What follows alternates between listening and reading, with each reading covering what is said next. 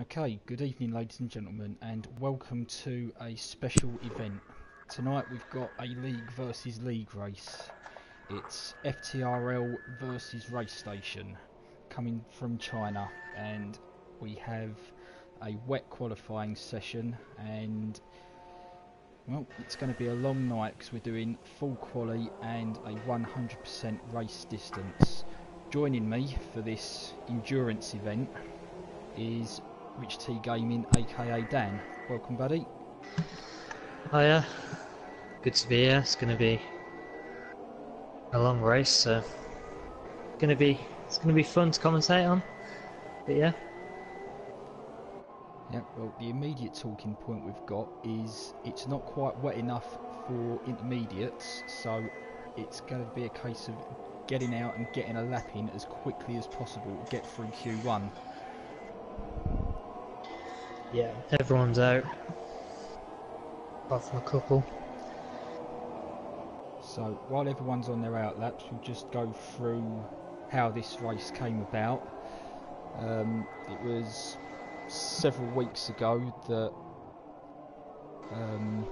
one of the guys at Racestation caught one of our streams on YouTube and contacted our admins about a possible head-to-head. And here we are. Here we are, several weeks later, partaking in a 2-race event. So we're doing one race to their rules.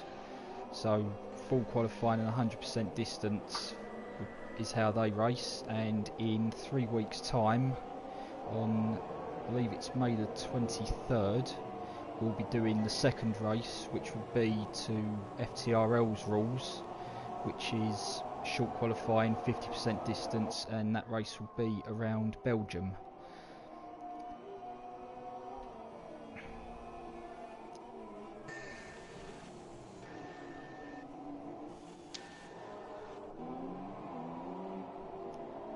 So yeah, I was just looking at White, and he was spinning about. He was on the grass. He tried to spin his way back, and then was disqualified for going the wrong way. Oh dear. Now we've got George Alice. He's trying to go back to the pits, disqualified, wrong way again. Oof.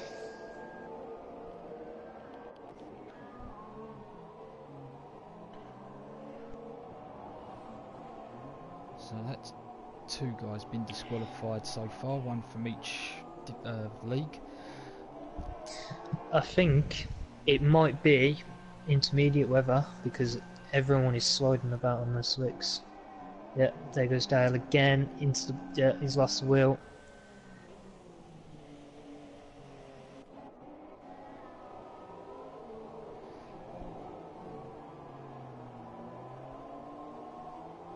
So everyone's struggling at the moment. We'll just go through a rundown of how the cars are working and who's in what.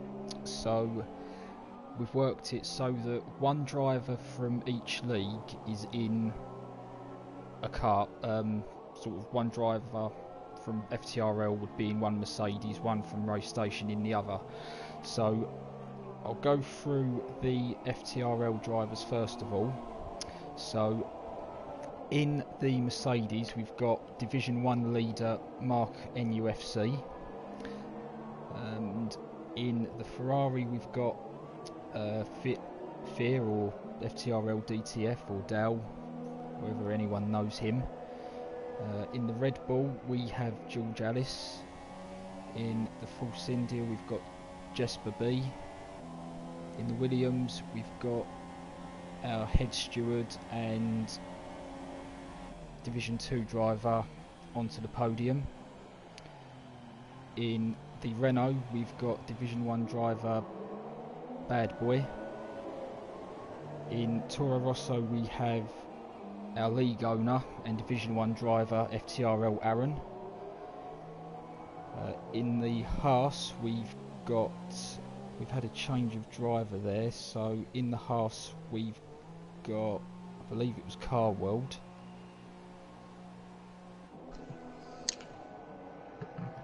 Was that car or just something's changed about? Hang on. No, Yeah, it is Carwold. it It is should have been Carwold, isn't Steph, it? Yeah, it but should have it's been Steph. Carwold stepped in.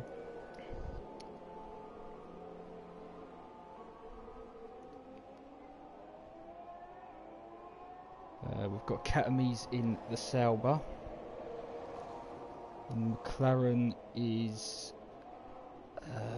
that was Panini. FTRL Panini.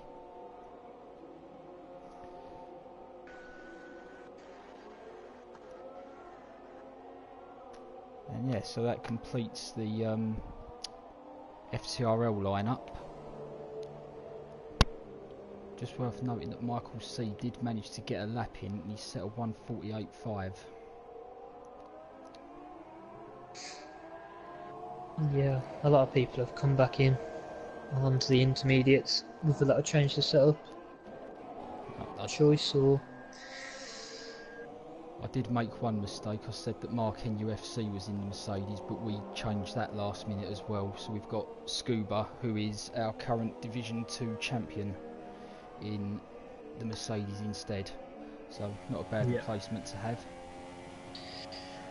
No, he was very hard to catch. I had no chance in Division 2. But yeah, this is shaping up to be quite... You'll be very unlucky to be caught out in this qualifying, I think. There's already 3 cars out due to retirements and disqualification, but I reckon it's going to be very good pace between the 2 leagues. So it'll be exciting to see who goes out in Q1.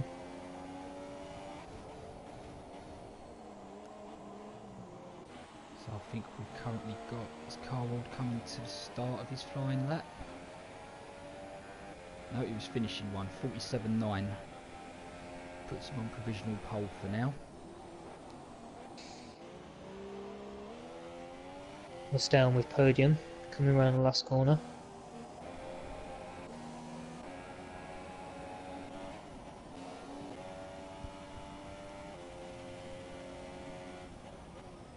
So he's just starting his and he's down board with him.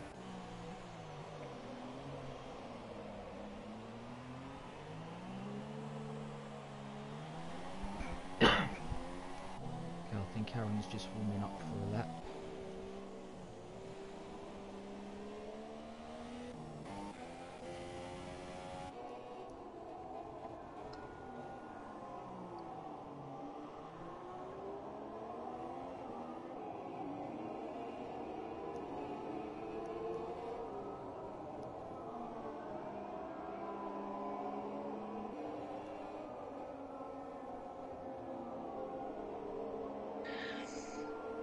There is not a lot of grip as the rain keeps coming down, so I think by Q2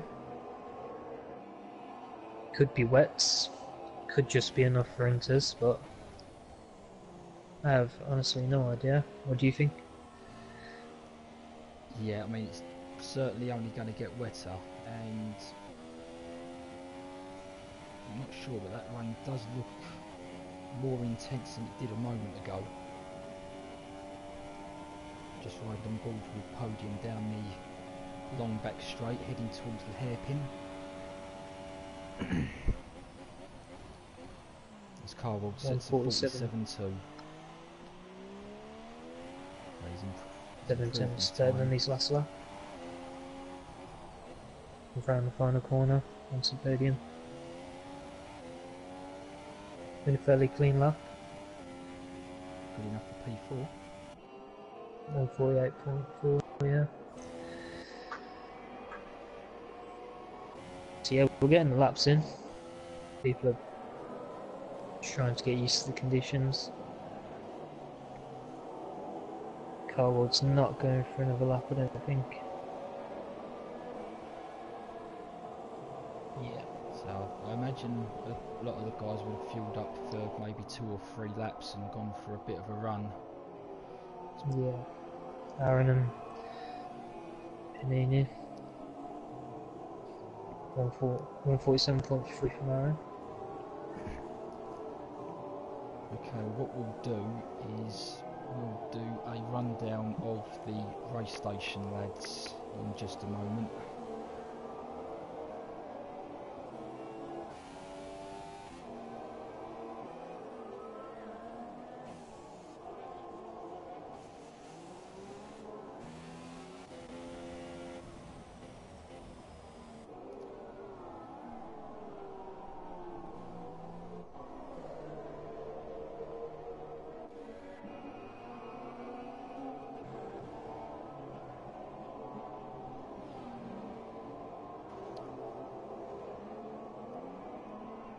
Okay, we'll have a rundown of their drivers now. So in the Mercedes for race station, we will have Mike Whiteside, who is their league owner, and he currently sits in 15th place in Division 2. In the McLaren for race station, they've got Vern, who currently sits in P8 in Division 1. SH is in the Red Bull, and he's currently their Division 1 leader. They've got White in the Sauber, who currently sits in 13th place in their second division. Kimi Raikkonen in Force India, who sits in 5th place in their first division. They've got Deck in the Haas, who is 11th in their Division 1. Matthew in the Toro Rosso, who is 15th in Division 1. Newcart has been replaced in the Renault by Demon Racer, who is 17th in their first division.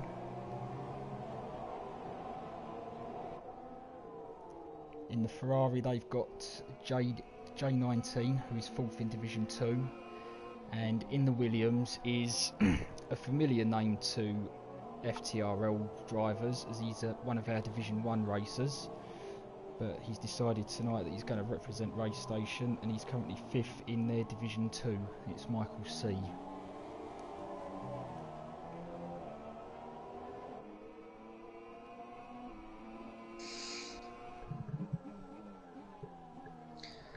It's been a bit of an issue with Bad Boy. He's just into the pit lane.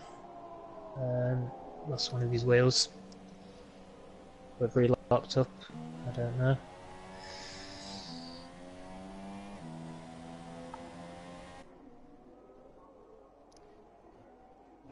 Camis has retired from the session.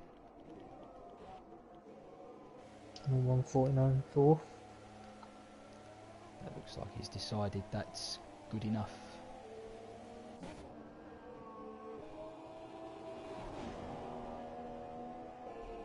Just on board his scuba on his run round. It is definitely getting to that wet weather. That wet tyre, should I say. Yeah, I think the full wet may definitely be bolted on for Q2. So, as it is at the moment, we've got an FTRL top 4, all in the 47s. And then we've got 3 of the race station guys making up 5th, 6th and 7th places. But still, it's fairly tight. I mean, from Panini down to Michael C, there's only half a second there. Yeah.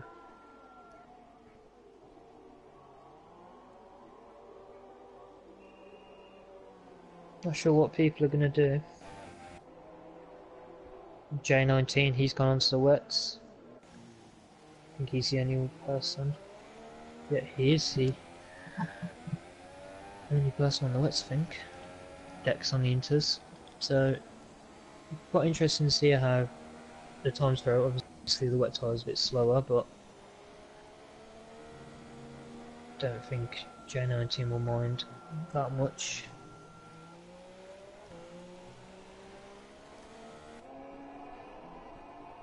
It's Just worth wondering. mentioning actually that the race station divisions are slightly different to ours in the sense that we allow assists to be run in both Division 1 and Division 2.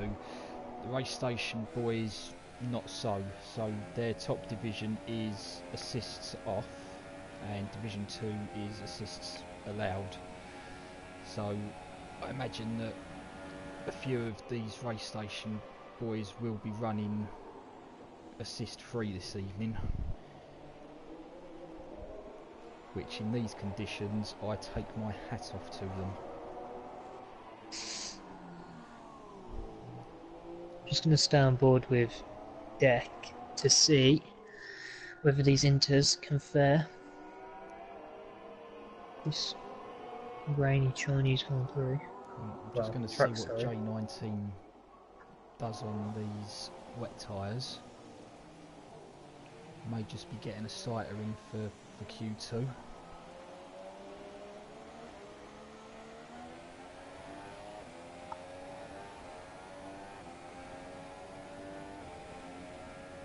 Surprised Carl will come back out.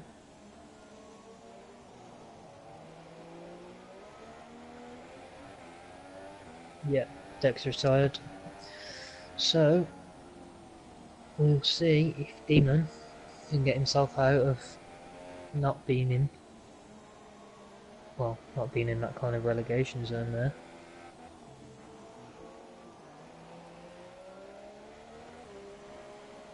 Needs a 1:48.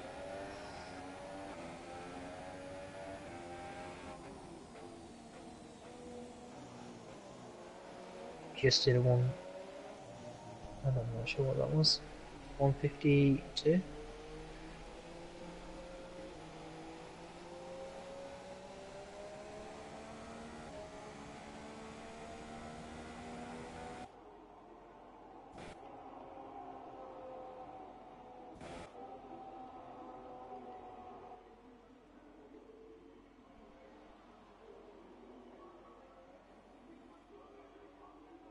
Sector 3 yellow.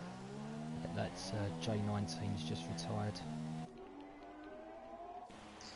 He's just pulled over.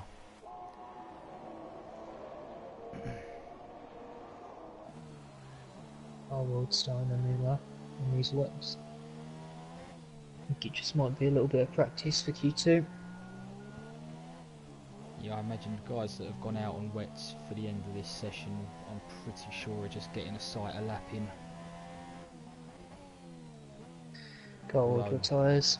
Although for Demon Racer, who is on a lap, he'll need to finish this and improve what he's done so far, because as it is, he won't be in Q2. Down board.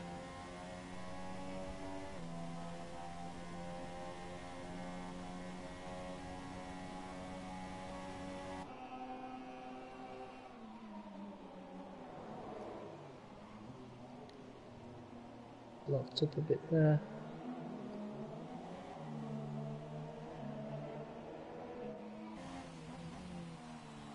Through the final corner. It doesn't improve. No, he doesn't improve now. I think that's just the case of the weather change and going onto the wets. It was always going to be more difficult. Definitely. So, from Q1, we've lost White, George Alice, Fear, Demon Racer, and Decadent. Bad boys survive there.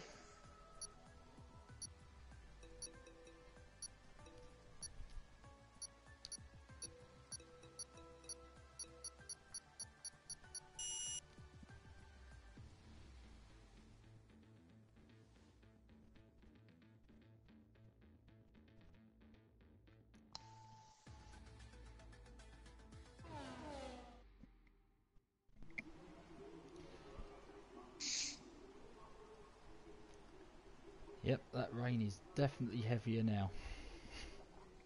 Yep, it's going to be a case of who's got the higher downforce and who can hold the nerve on this wet track. And I can hear engines firing up.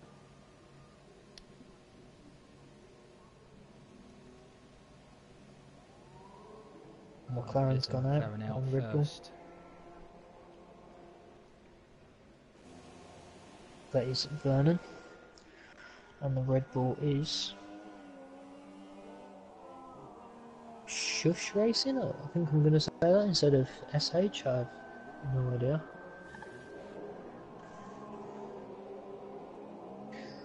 Yeah, everyone seems to be coming out, but I think the longer you wait in the pits, the harder the track's going to be to drive on as the rain keeps coming down.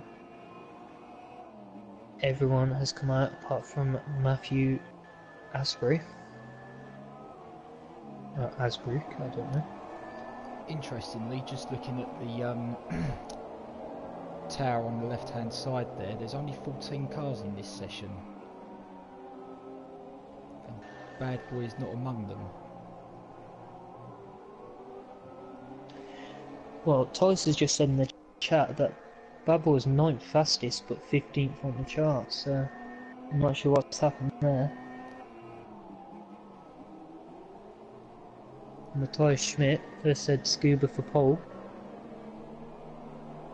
If he's anything like Monday night's form,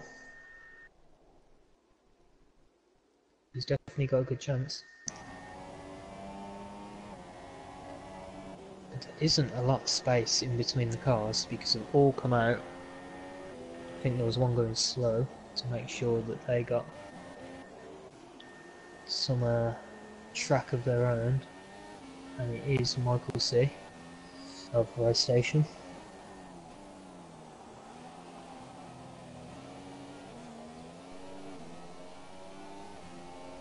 Just have a look at an on-board lap with Vernon to just see what the grip levels are like, and as he goes into turn 1, non-existent, just slides straight on.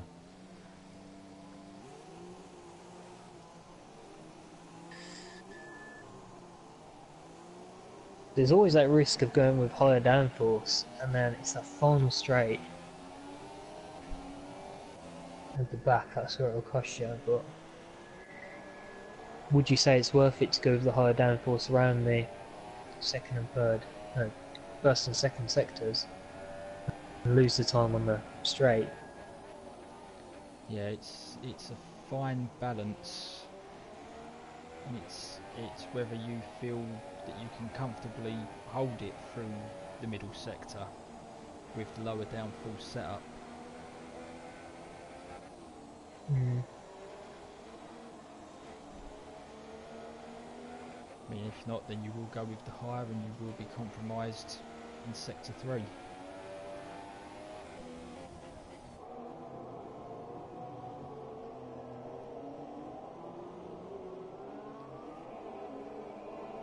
Matthew Aisby's just come out, he's on his outlap. So I believe it's going to be SH in the Red Bull that's going to set our first lap time. He's just coming up to the hairpin now.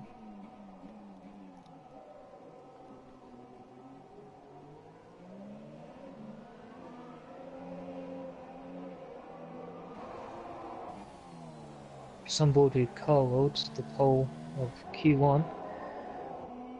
Comes around the hairpin.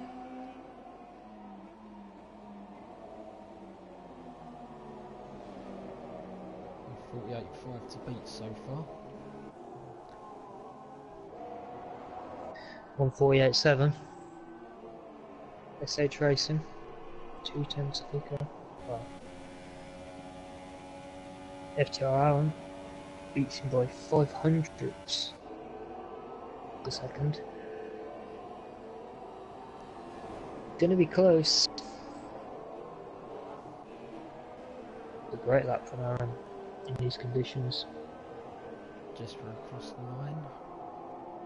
It was P7. Jumped immediately. We'll see, to we'll go. Michael C. 149 yet. Puts him right in the middle. In a standboard with Matthew Asbury, Haysborough, I have no idea. On his lap. So, there is only 4 positions not going into Q3 at the moment. you have to get a 149 points, well 149.6 to make sure you don't. Goes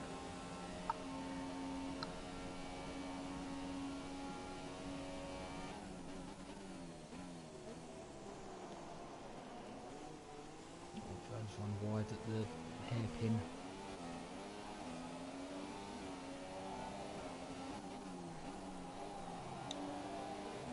Drifting it I mean, through we're the final wondering about corner. this. We're wondering about this weather coming down, but would it let up? It doesn't look like it's going to let up anytime soon, but Panini's just found a bit of time on his second lap and does a 48.2. Carworld with 148.4. Scuba's going to complete a second lap. Definitely finding time from somewhere. He doesn't improve, he's had an off somewhere. Two teammates, Vernon and Garner. Vernon gets out of the way.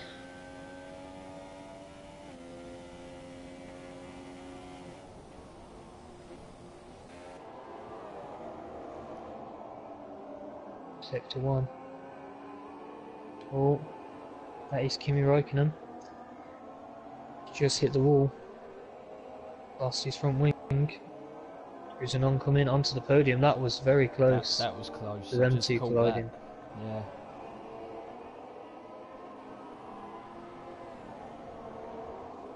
Speaking of onto the podium, he is currently on the brink of going down or staying up.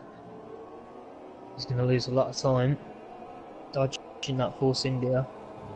He's Kimi lost Räikkönen. 0.6 of a second. Well, Yeah, he's 2 seconds now. So yeah, he lost a lot of time. I think avoiding yeah, he's that not going to Force India. continue with that. There's a Red Bull behind him, which is who is that? I have no idea who that is. Red Bull. Panini finds another 10th. He's finding time from somewhere, and Carwell goes pole. Carworld found an absolute 147. bucket of time. Think he will retire with that. Oh no, he won't. Yes, he will. Oh yes, he has. Yes. Great lap from him. He's 2 seconds. No, 1.5 seconds above the drop zone. So, unless the track's drying and people are finding time, then I have no idea. But I don't think the track is drying because that rain has not stopped 1 inch since the start of this qualifying.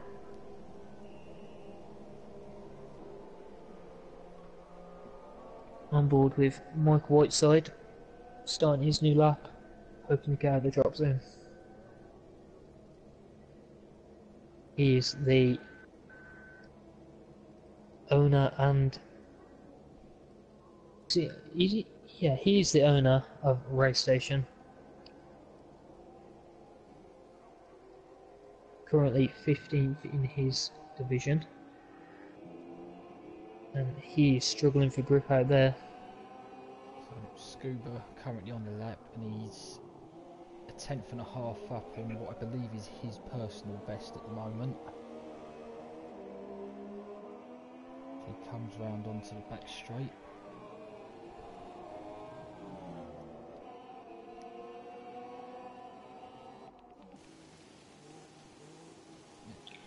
I think Bernard's just gone into the pits. Oh. Yeah, I think Bernard's just gone into the pits, threw on fresh set of wets. Whether he's adjusted his front wing and back wing, we'll find out. At the moment, he needs to find about 5 attempts to make sure he doesn't relegate himself, but Scuba's crossed the line and improved to a 48.3.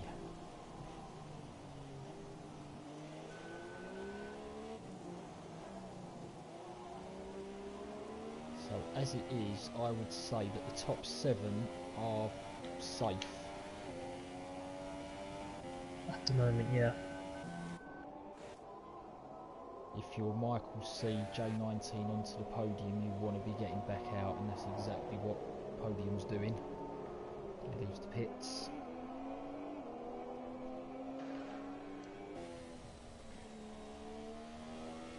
Michael C. Someone's just gone into the pits. Mercedes, so that might be. I believe that was Mike Whiteside.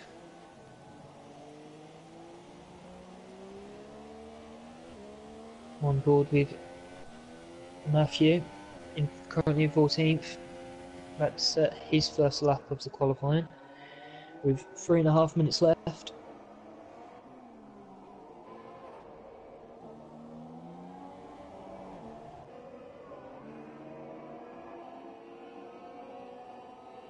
Yellow in sector 1.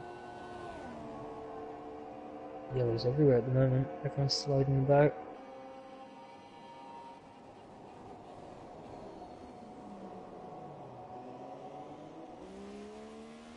Word in the chat is that pit road track conditions are getting faster. That was twice, yeah.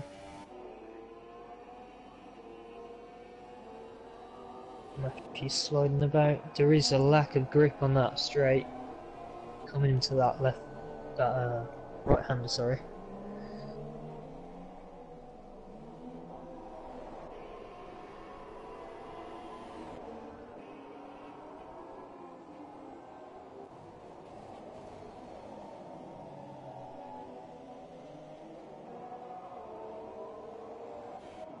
And with Vernon, he's going to come around this right hander. As soon as you get onto the power on that right hander, you can lose the back end. But Vernon's held it quite well.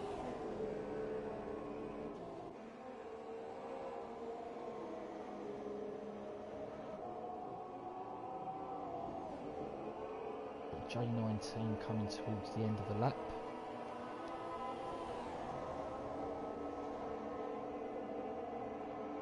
Vernon coming round the last corner.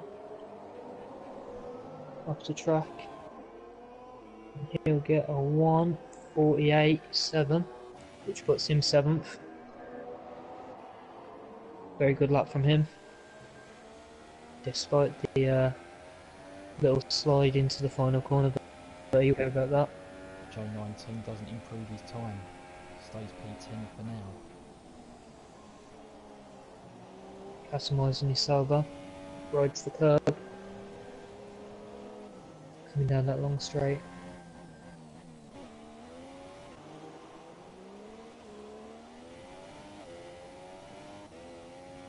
Round the hairpin. Raikkonen coming out of the hairpin just could not get the power down. But still finds an improvement of half a second. Pops him into P10. Customised goes 5th, 1:48.5. Onto the podium, currently sat in 12th. He's coming around the hairpin.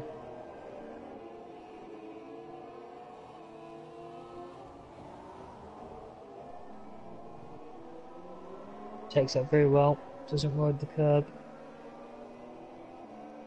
1:48.8. He's on the brink again. His teammate Michael C is coming down the final straight.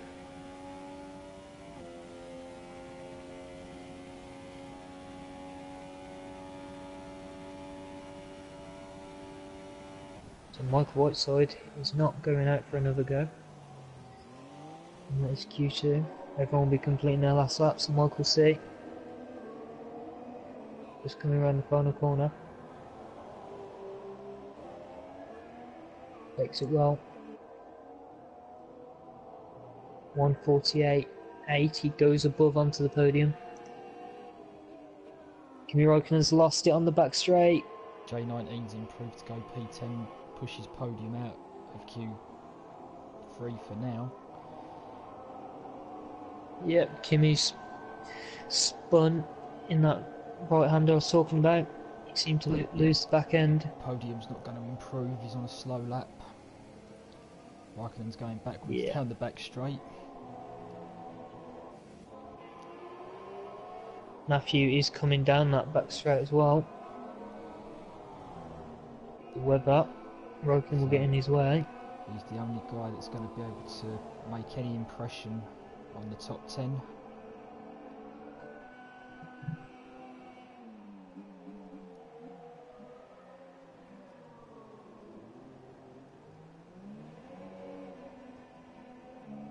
Snaking out of the hairpin, just can't get the power down.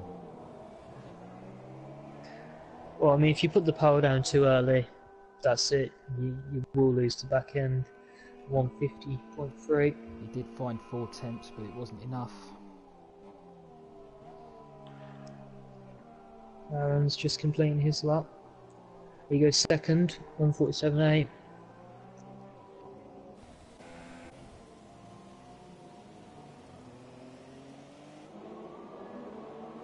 Onto the podium. Not really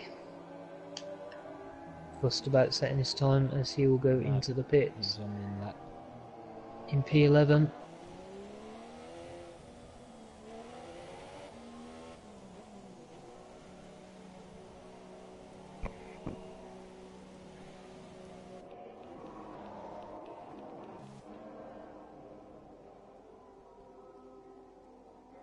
Not sure what's going on.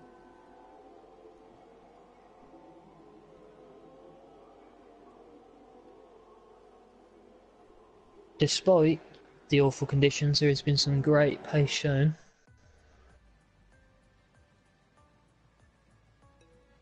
Okay, so from Q2 we've lost onto the podium Kimi, Matthew and Mike.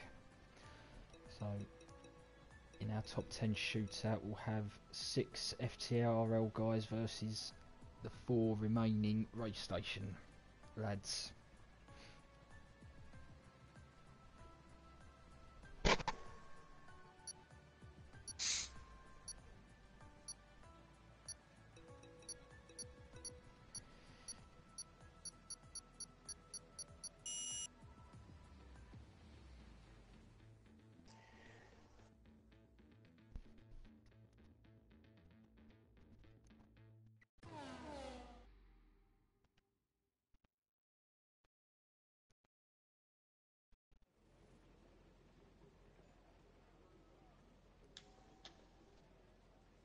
Oh, it's still throwing it down, so it looks like another full wet session. Whether or not this will continue to the race, I have no idea.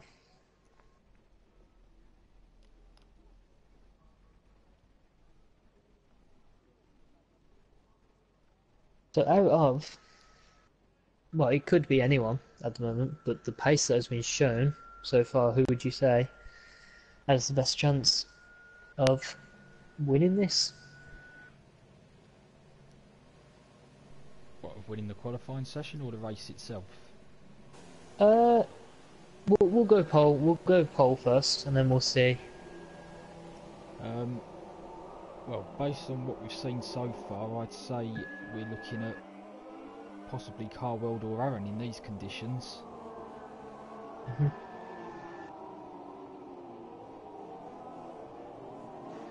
I'm thinking, because I'll be honest, I haven't really been spectating Scuba that much, but he's been quietly putting some good pace in and with some good laps.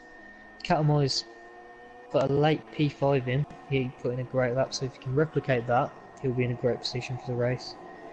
But as you say, it is between Carworld, Aaron, or even Pagani. Yeah, Pagani's shown glimpses of pace. I'm surprised at how well they've taken these conditions.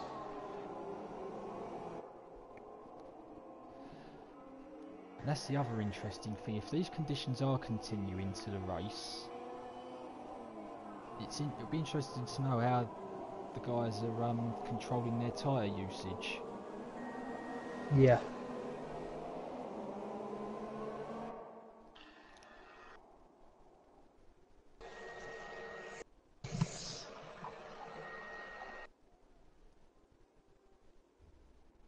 So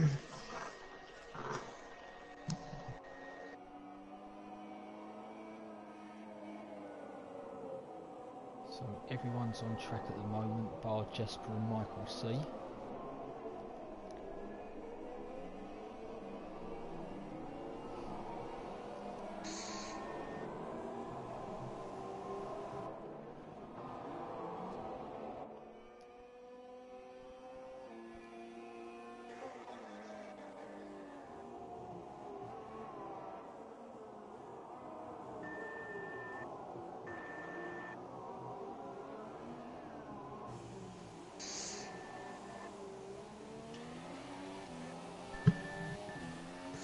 I'm going to start board with Pagani. No pressure if he is listening.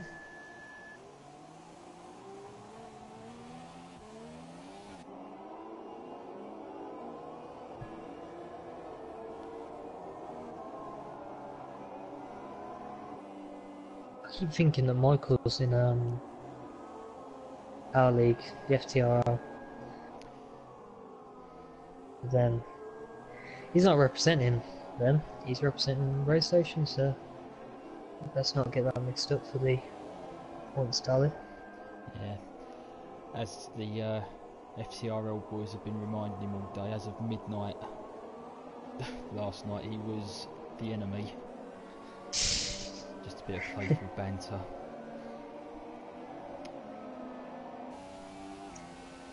I mean, they are a great bunch. Yeah, there's always banter with everyone. There's very rarely any arguments about collisions, etc., which is brilliant about this league, and I'm pretty sure it's probably the same at Racestation. Probably have to speak to Michael about that. He's been a part of both. But you know, to join up together, you know, it's a great thing to do, and it's enjoyable to watch as well. There's been great pace shown and great sportsmanship by getting out the way. There's no tactics to stay in the way or anything. It's great for everyone. Okay, we've got lap Scuba. times flooding in, and Scuba has... I think Scuba's been sandbagging. Yeah. I did say that he would spring a surprise, because I haven't really been spectating him, but he has been showing great pace. I think the quickest we've seen so far is a 1:47.5, I think. Carl Road with 1:48.1.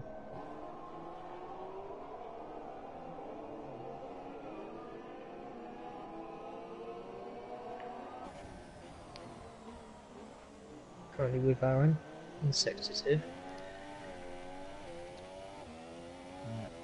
I'm just riding on board with Michael C, and it looks like the sky is brightening up a little bit, and that rain looks like it's gotten lighter, so I'm wondering if that's why Jesper's still sat in the pit lane.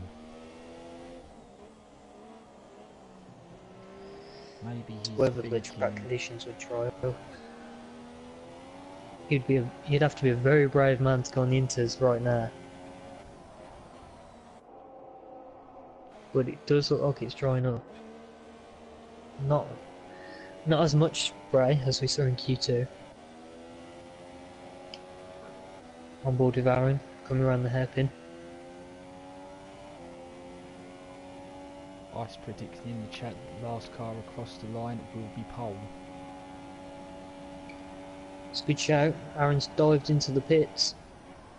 Whether he thinks it's Michael intermediate with a weather. massive lock up into the hairpin. Both front wheels locked up.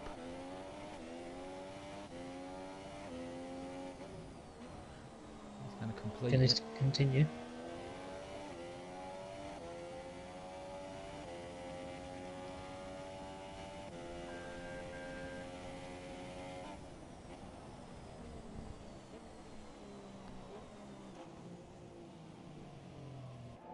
J&M team will complete his lap.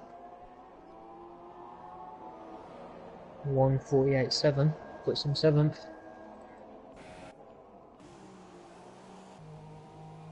People are staying in the pits.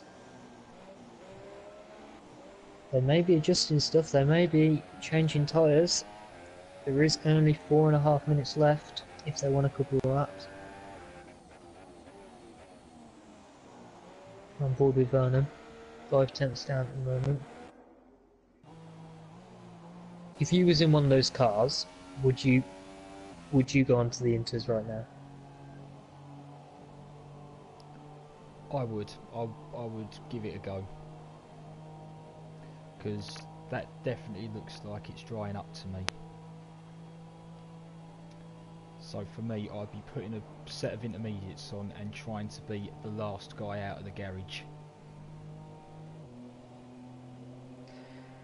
Everyone seems to be going into the pits, refuel, maybe even Inters. Oh, Colwood's hit the barrier, lost his front wing.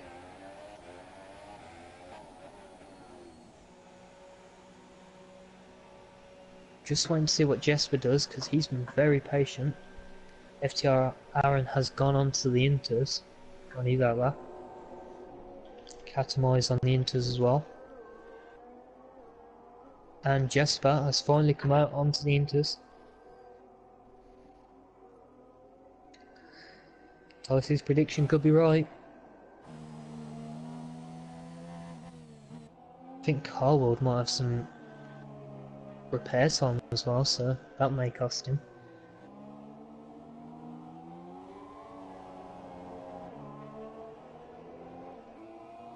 So Ferrari coming in. That is J19.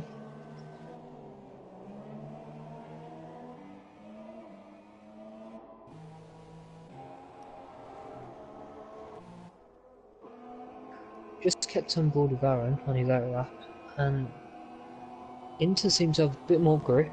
There isn't a loss of the back end going through that right hander. So could definitely be the way. There's only 2 cars on track.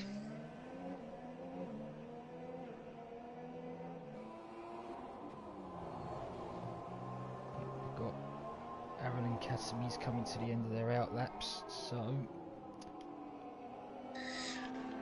going to stay on board with Casim's.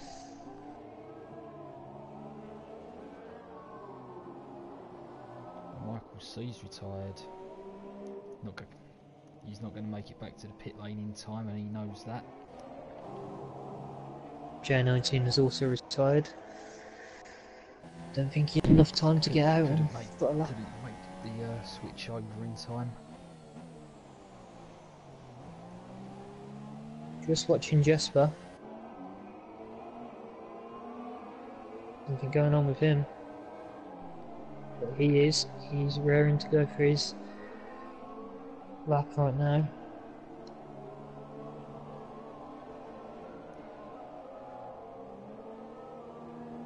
Jesper starts his lap. Aaron just coming to the end of the second sector. I'll see what the delta is, so it doesn't tell me.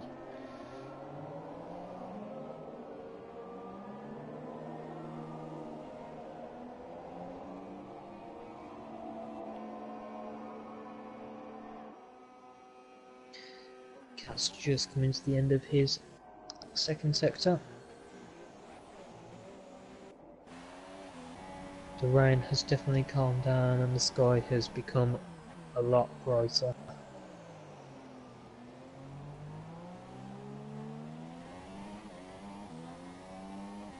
Vernon has just started his.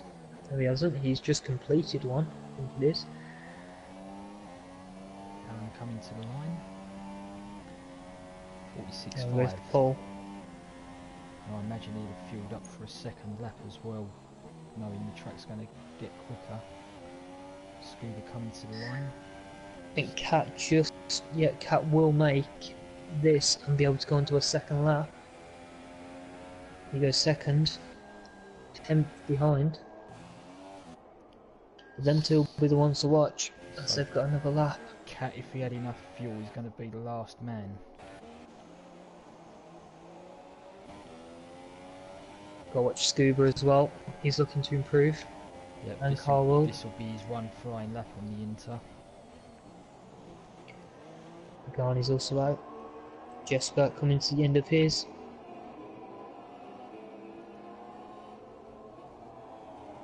That's a great lap.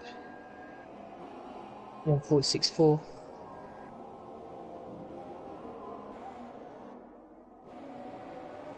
Garney's just gone round the two left-handers. Vernon back straight. So 2 of Racestation's drivers have retired. Vernon, currently 7th. The track has got drier and a lot quicker. Academy's Slid out the hairpin.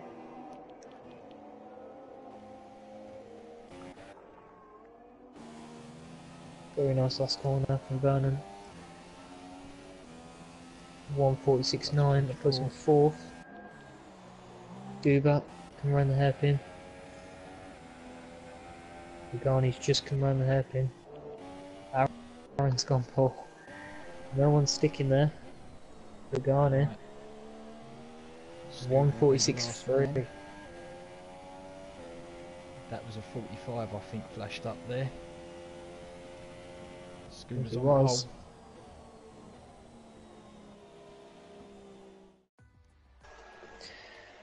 Yeah, it's a great lap. Yep, so Scuba on pole with a 45.8.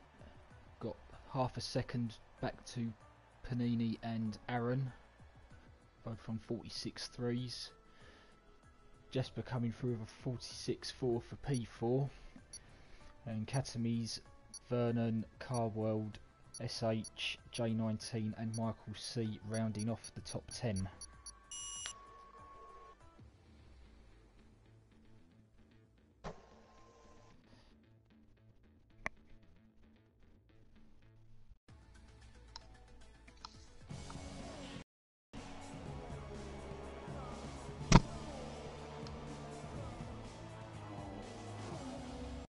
Yes, Matt, you called it.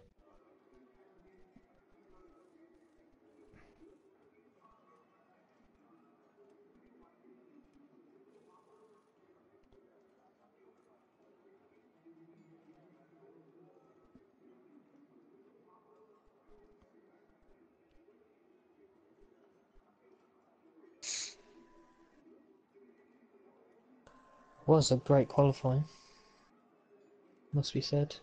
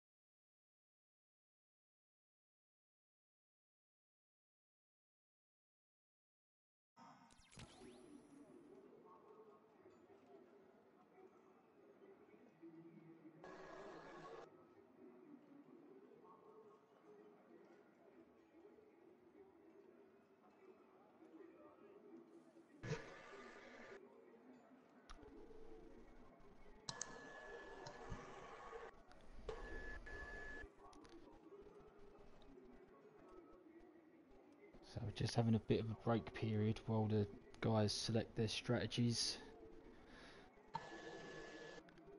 But at least we've got a dry race.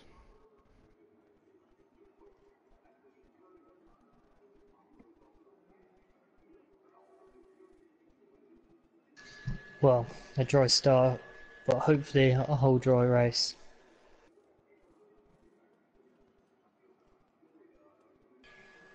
I suppose that's what you got to think about in the setup. Is, you know, you could put a fast setup and then it could start raining, and then could utterly lose your back end, and that's it. That's your race over. But I think with the level of races from both leagues, they'll be very open to thinking about that, and I think it'll be an enjoyable race for the viewers and mostly the viewers as well. Well, the racers, sorry. Yes. I'm losing it.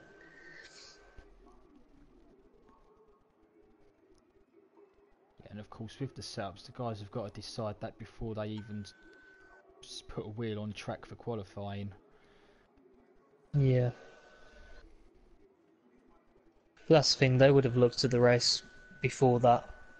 So whether they went really high downforce for the qualifying, and then this race could be all dry.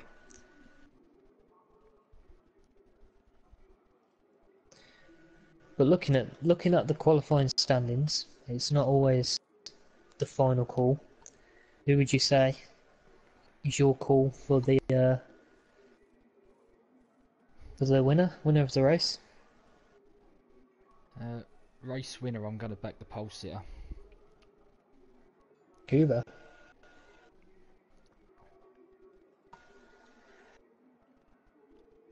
I think it would be quite exciting to see, as you know, all the FTRL races are a team in this, so I don't think there'll be a massive defence at the start. No, But you know, that's not saying Scuba doesn't want to win the race. no, it's a long race. They've got 56 laps to get through. It's not all won and lost at turn 1. Yeah, and I think that's what the drivers will have to remember. You know, diving into turn 1, it's not really going to be good for your own race, never mind anyone else's. So, Okay. I mean, yeah, Pagani signed P2 as well. Yeah, he'll be happy with that. Right. We've got the formation lap first.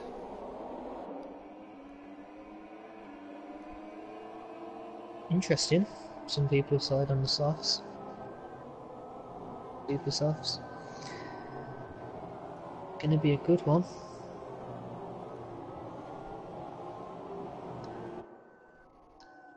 So what I have noticed down my end of the back is the majority of FTRL have gone with the softs, and then majority of Racestation have gone with the super softs.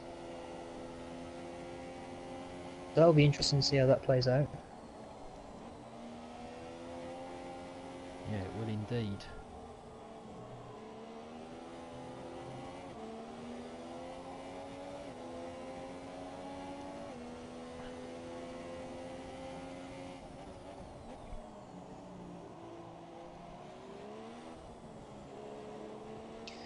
I'm gonna say I'm gonna go with Pagani to win this.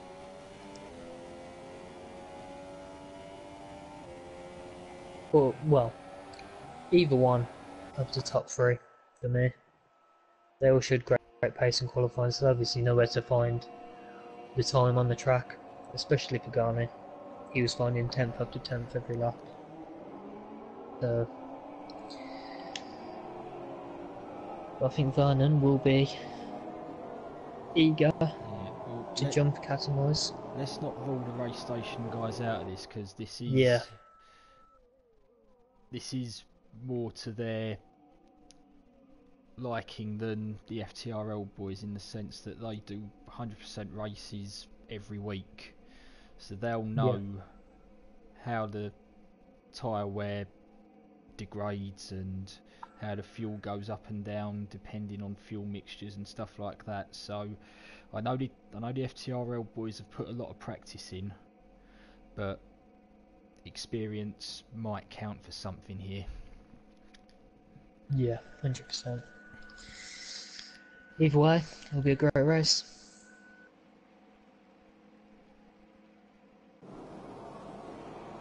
Okay, 5 red lights, 4 red lights on my screen, but we are go.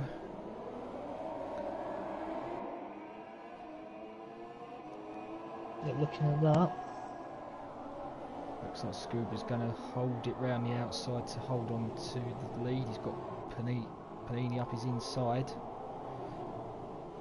Beer's gone up a couple of positions. But Scuba emerges from turn 3 in the lead. He's got. Very There's an accident at the back. SH We've lost Racing. SH. Whether he was clipped or if he lost it. Big dive up the inside from a Ferrari. Someone's lost some wing. J19, I think that might be Cat. Cat is now, he's onto the grass. Onto the podiums. They've touched onto the podium and Cat. George Alice from 19th is in 11th.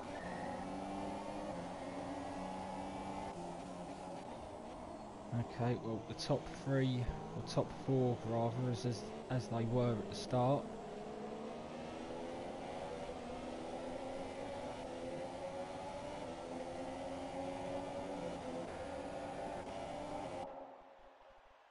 I'm not sure whether Cat lost a bit of front wing, but he has gone down from 5th to 13th.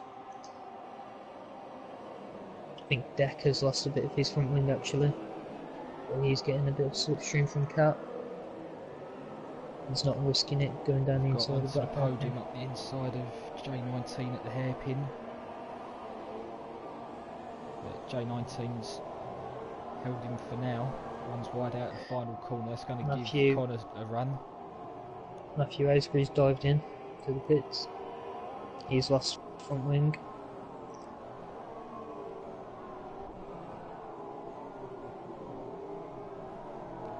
Oh, and J19 and Katamis have collided. So Katamis has definitely lost a bit of wing now.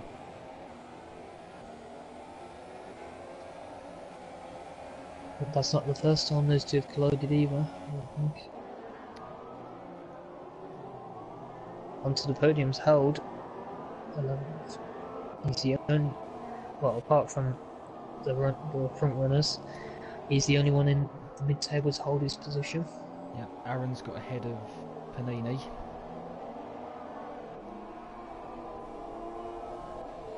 They're quite bunched up at the back. There is about a couple of attempts in between all of them. Got Bad Boy kicking up some dirt. That was Vernon Bad Boy Michael going side by side. Backside of Kimi Räikkönen. I think he will go for the slipstream here.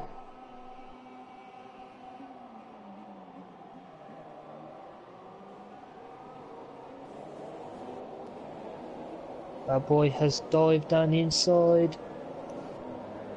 He's giving him space. With Kimi Räikkönen. Gave him space up the inside. Gone off the track. Good Kimi holds it. Alongside.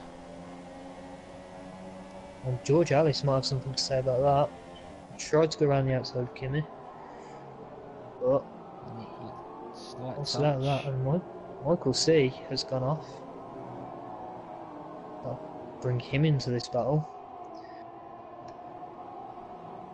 There are about 5 cars, 6 cars even, all in this battle, so one mistake could be dropping right down the field.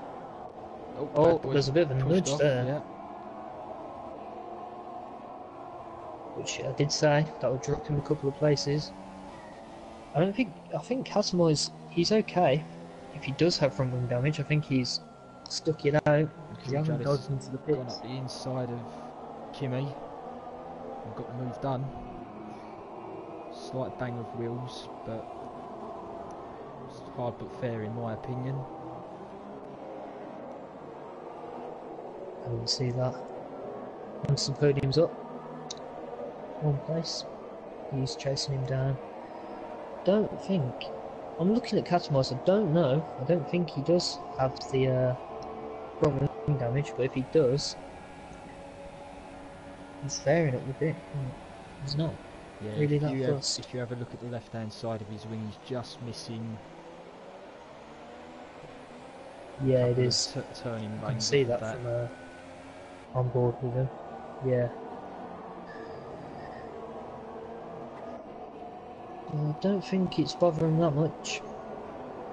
George Alice has got some great pace about him at the moment. He's Close Yeah, up to he's the back going of Michael inside. C, and he's up the inside at turn 2.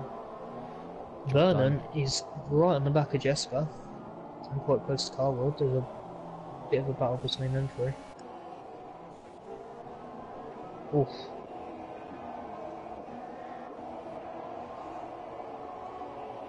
Looking at the Racestation owner, Michael Whiteside, he's currently P16, chasing after White.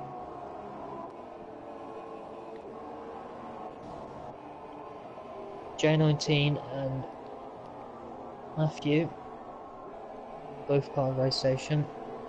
Been costed a bit of time, as both of them have pitted, I believe. Yeah, J19 and Matthew in P18, P19 have both made the early stop after sustaining that wing damage. J19, I believe, stayed on supers? I have no idea.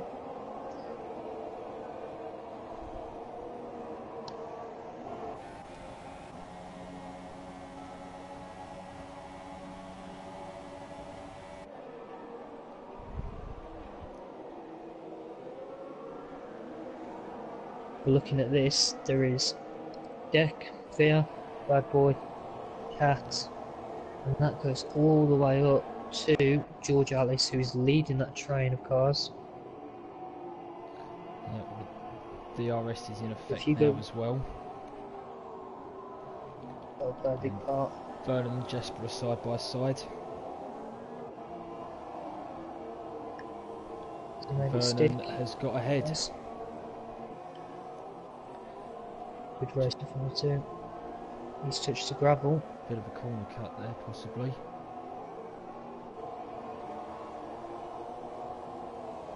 Close the door on Jesper there. Okay, Katamise has lost out 2 places to Bad Boy and Fear.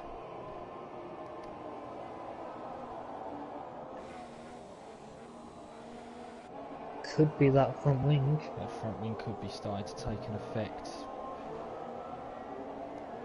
Be degrading those tyres a little more quickly than the guys that haven't got the wing damage, because he'll be working that much harder to get the car to turn in.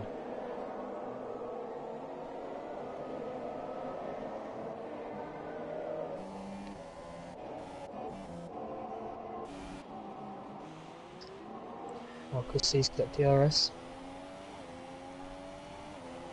As does Timmy.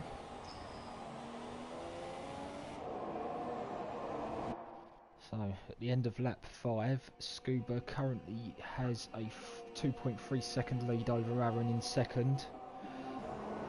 Panini 3/4 of a second back in P3, with Carworld a second and a half behind in P4.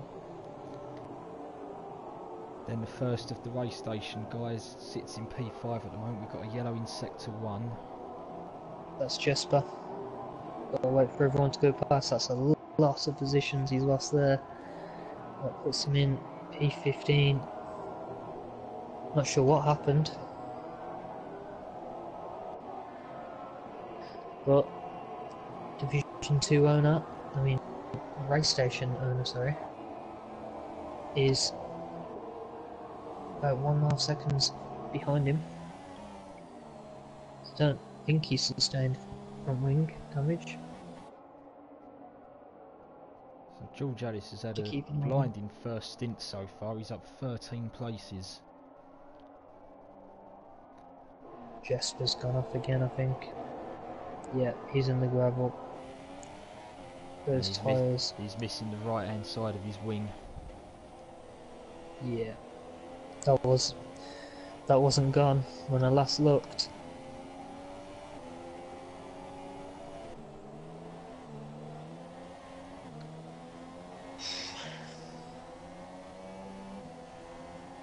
Demon Racer struggling in.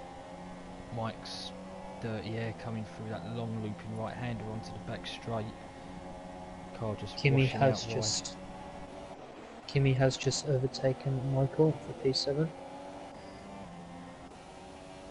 That is some train in the mid pack.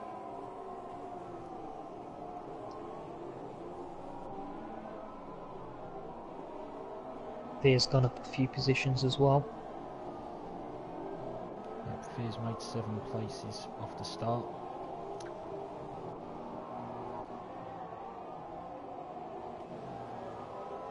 Most impressive one is George Alice.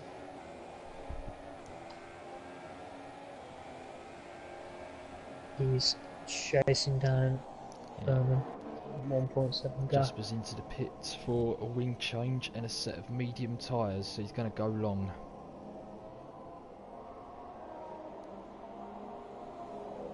I'm not sure whether Catmars might be the same thing, because Deck is catching him, and that front wing damage is playing a massive part in his race. Yeah, I mean, he's dropped right off the back of that train that he was at one point at the head of.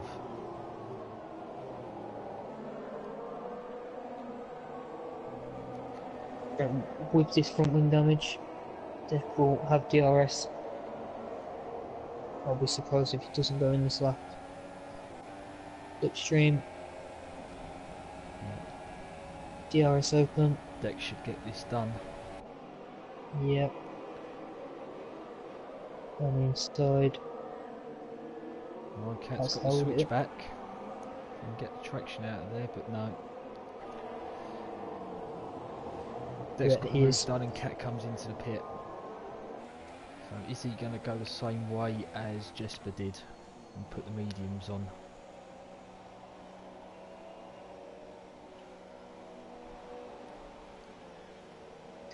Watching George Alice, and he really has stretched that gap between that train. Like 3 seconds now. He's getting rather close to Vernon. Right, Cat goes on to another set of the super soft tyres. The front runners, Garney's 5/10 behind Aaron. Yep, Scuba just stretching his legs out in front. Got that gap up to 3.5 seconds now.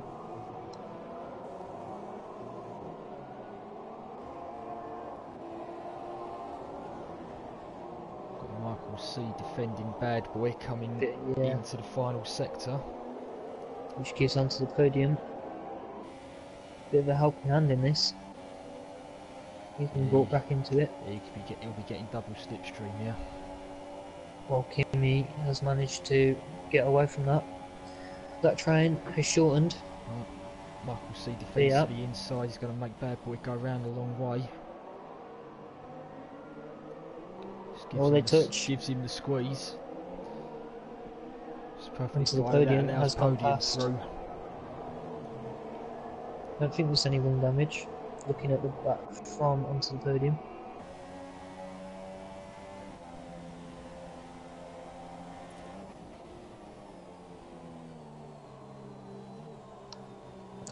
Be interesting to see how this plays out for onto the podium and Michael, as I mean they are on different tyres, aren't they?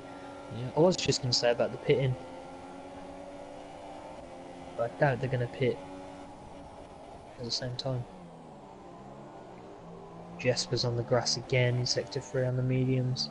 George Addis having a look at Vernon in the middle sector. Jesper's not having a good time on those mediums.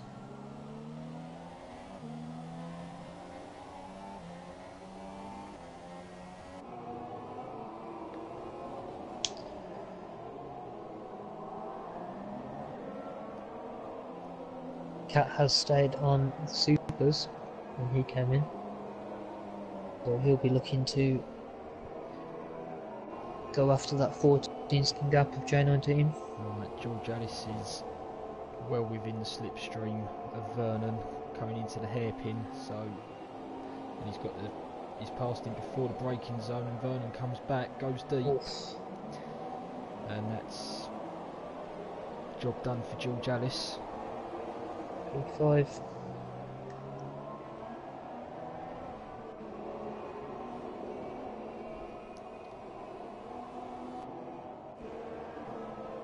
Still that gap there.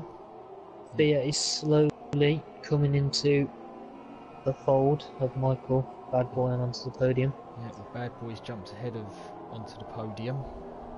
Jesper's just come out of the pits. He's gone onto the softs after a couple of laps on the mediums. Bad Boy almost ran into the back of Michael C there. Bad Boy looking pacey at the moment. Just wonder if those super soft tyres are starting to die off. As Catamese sets a 37.6 fastest lap on his fresh super softs. Jesper's in the gravel again.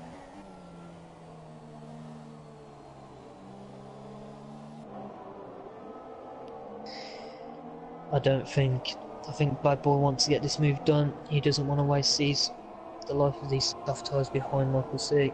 Absolutely not. As Michael locks up a bit. Well, Fiat is definitely coming installed here. He's yeah, closing that gap. the more these three battle with each other, the closer Fear gets. But Michael's already done a defensive job on Bad Boy once, and he's going to have to do it again. Jesper's not having a good time. He just keeps sliding off. Yeah, he's into the gravel again. Inside, looks up. He's lost a tyre. He's lost the wheel there. Yeah, as you were watching Jesper retire, Bad Boy got the move done on Michael C and onto the podium, got through as well as Michael locked up and ran wide at the hairpin, and that's put Fear right on the back of him as well. Vernon is in the pits. Surround.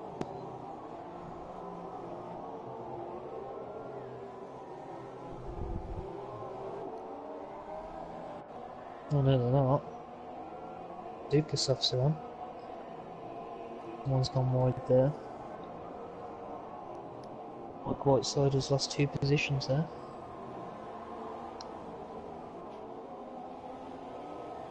Jesper. Quite sad for him. He had a great qualifying, and Catamized and J19 just touched. J19 lost a bit of traction.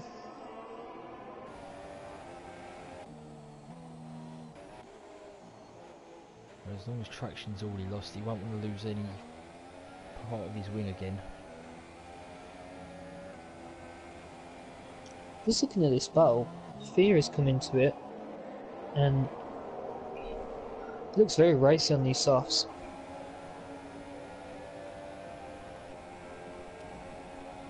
It does have DRS. It may be getting to that part of the stint where the super softs are dropping off and Michael C's locked up into the hairpin. Oh, bit of a squeeze there. I think onto the podium will have the inside here. Just got to give him space. He's locked up a bit. Oh, bang wheels. Wheel banging. And this might play into the hands of Fear. He might pick up a position. And they've banged wheels again. Fear's around the outside Fear. of both of them. Michael just let that go. Great racing from Fear. Great stuff from Fear. Got the job done on 2 cars. Round the outside at turn 1. Great racing from Mull. Bit of wheel banging, but yeah, nothing massively. Good to see that not end in disaster.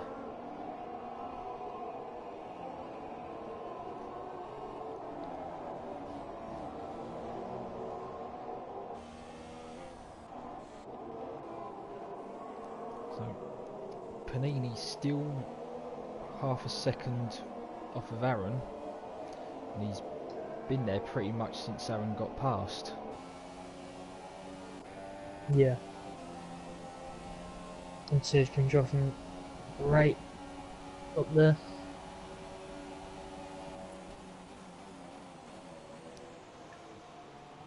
Just can't get close enough at the moment to have a go.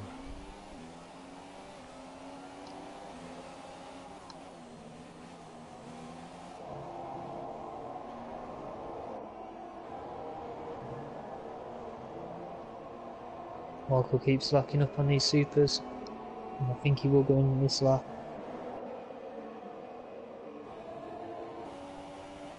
Which he does. Dives in. Locking up again. Yep, I think those front tyres are done. He just got it slowed down before the pit lane limiter line. Vernon's its fastest lap.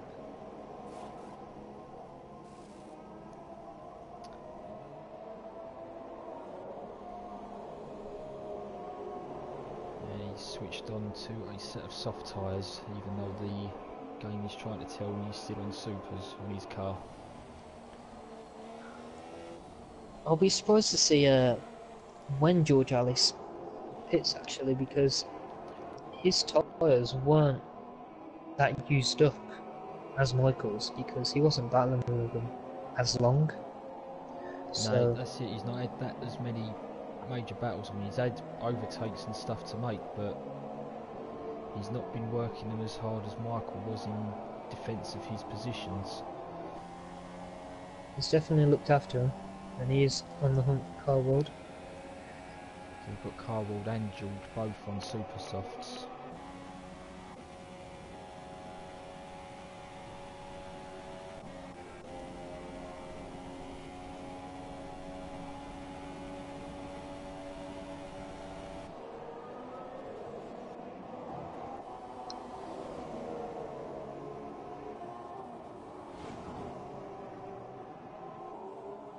Panini's definitely close enough to Aaron. Aaron's had a wobble. It's allowed Panini through. So switch for P2 there.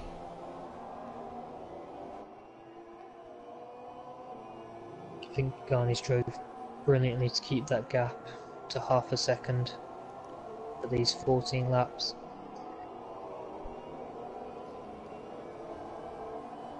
Scuba's gap is now 4.1 seconds. Yep, we've got Mike Whiteside in the pit lane. He's going to switch on George to a set of the Alice soft tyres.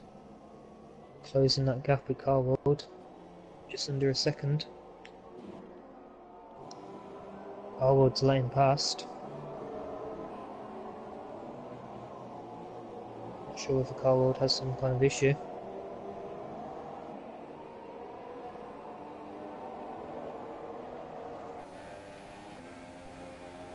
Yeah, he's gone really He's wide got an there. issue, he is wide.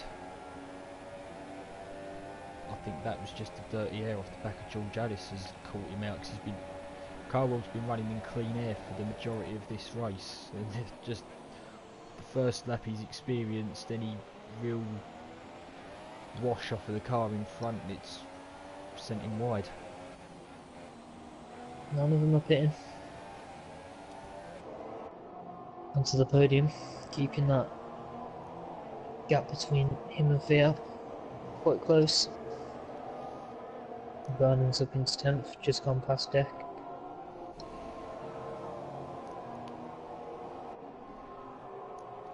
He sets another fastest lap, 37.1. He's showing So great pace this race. Vern's enjoying this set of tyres.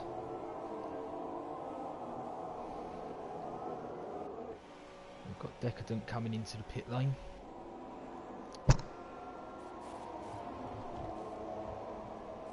He gets a change of front wing and a fresh set of supers. Nope, softs. Game playing visual tricks on me again. They are always changing colour on the pit lane. I think it will be quite interesting to see if Vernon can close that gap. I mean, he's just closed the gap between himself and onto the podium by 2 tenths in the first and second sectors. With his new supers coming to the growing older softs, there isn't really. I think it keeps going up and down the gap between him and Bad Boy, but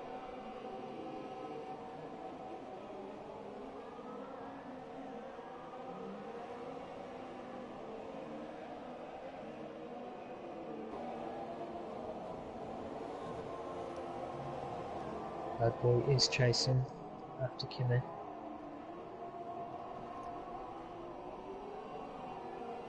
I think Carwood's ready for that position back now of George Alice.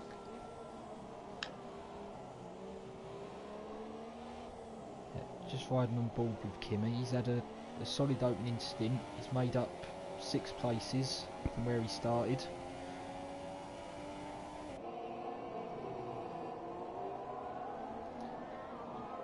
But he's got Bad Boy starting to show an interest in his mirrors.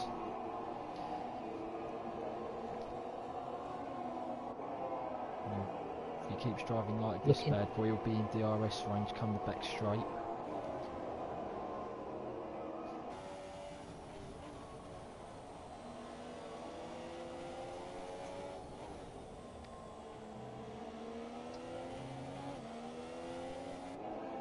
George Alice with 15 positions up.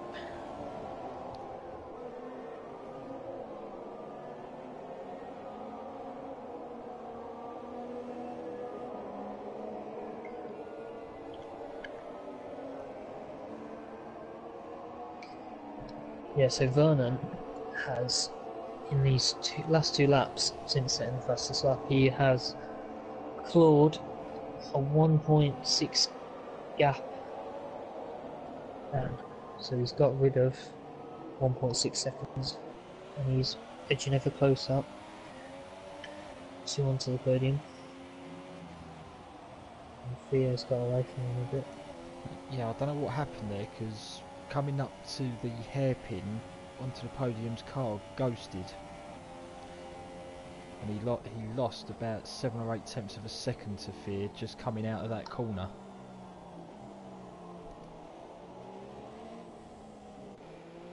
Could these tyres be coming to an end, especially for onto the podium? Bad Boy on yeah, Raikkonen.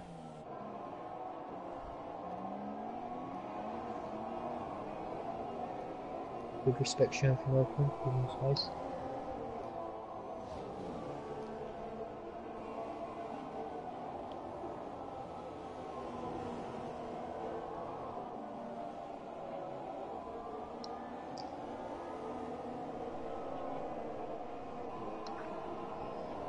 Yep, he's definitely clawing that gap between himself and onto the podium, Vernon.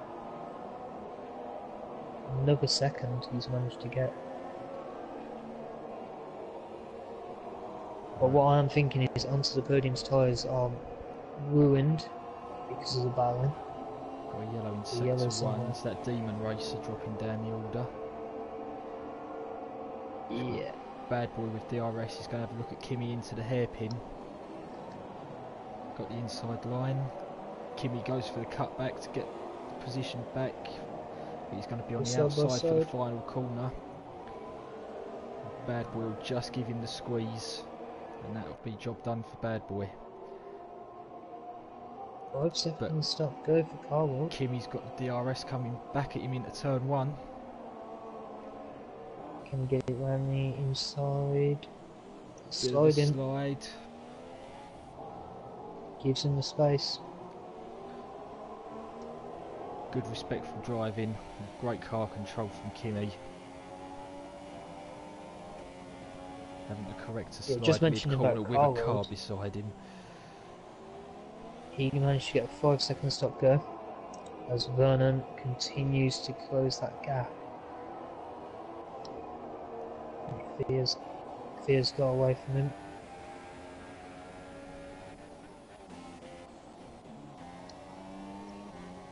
Would you say the softs are coming to an end now? Well, it's possible that the softs may be coming to the end, but got to bear in mind George Alice is still on the super soft tyre. And I'm wondering if he'll pit this lap to cover off Car World.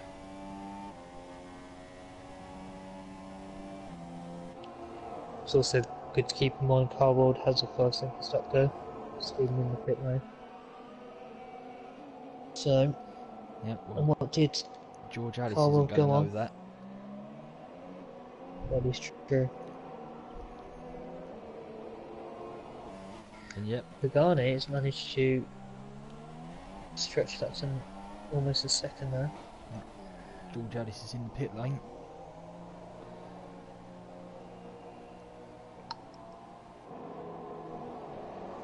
And then just out of DRS range. He goes on to the soft tyre.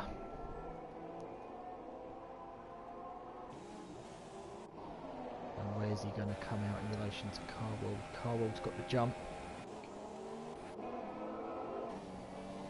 George comes back out in P10.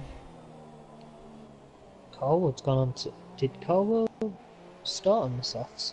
No, Carwell's pitted. And he's got the undercut on George Alice. Yeah, Carwell's on the supers now. So I was just wondering if he started on the softs. I have no idea. No, he started on the supers and switched on to the softs. He's running the soft tyre now.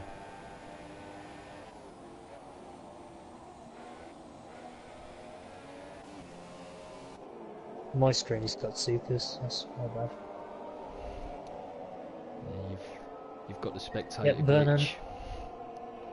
Yeah.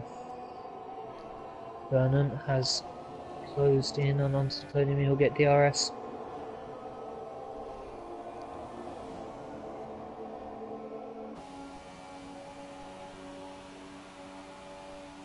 Oh, down the inside. Brakes. Will he get the switch back onto the He's podium? run wide, He which will will. give Podium the switch back. Down the inside, Ooh. that's touched. That may lock his front. Bit of front wing might have been lost there for Vernon. Sector 2, yellow. And that is Mike Whiteside.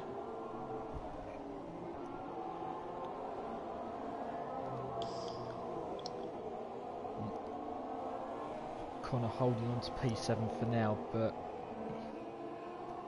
he's on a set of soft tyres which surely will be coming to the end of their usefulness. I think Vernon may have lost front wing on the right side. You're right, he has.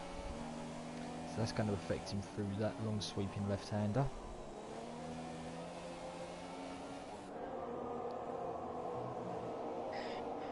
Just gotta remember that onto the podium he battled so many people on those softs, so they'll be coming to more of an end than Beer, for example.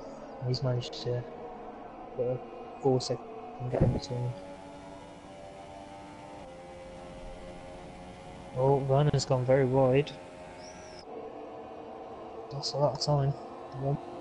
About 6 attempts to loss there.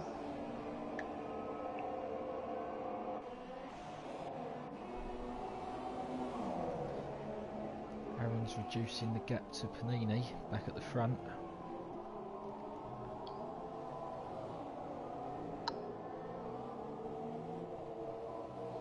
Gap's up to 6.5 seconds from Scuba.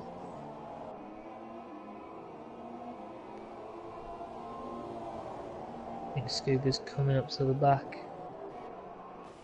Vernon's pitted again. What was that? No, not you. Sound like I was saying no, he's not to Vernon. Yep, wing change and Cat's set up of into soft P10. tyres.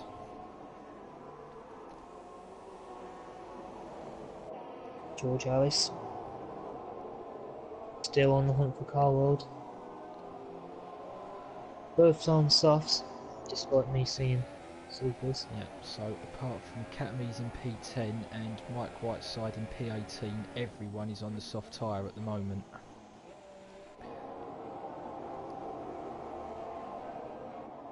And the top 7 are yet to stop.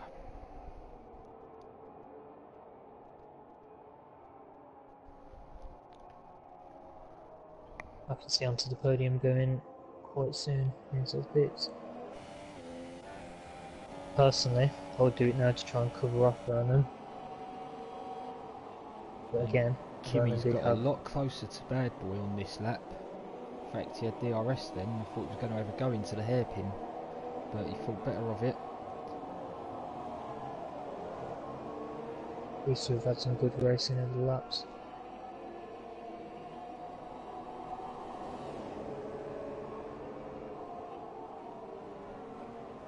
Yeah, Scuba's coming up to the back of someone. Bad Boy's run wide in turn 2, it's given Raikkonen a look up the inside.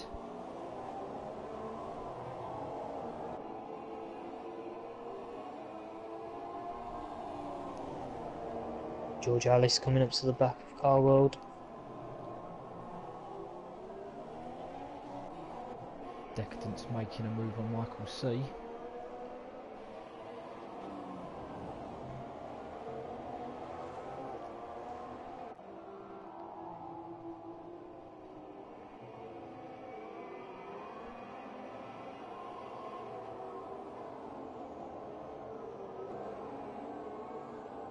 Yep, and he'll hold that position through the first sequence of corners. Michael Whiteside, just standing out of the way. Well done, Mike. Letting these two battle.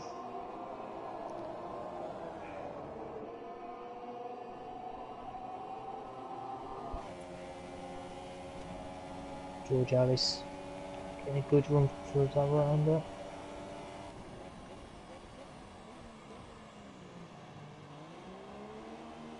Oh, Kimmy with a massive slide coming out of the hairpin. That's that bad boy DRS. Harwell defends inside. Can he make it work around the outside? Oh, he goes. Got past him before the corner. Great work from George Alice. Right, Aaron and Kimmy are in the pit lane. They've decided their soft tyres have had enough. Into the podium's just going to come out. Come past Aaron's eye.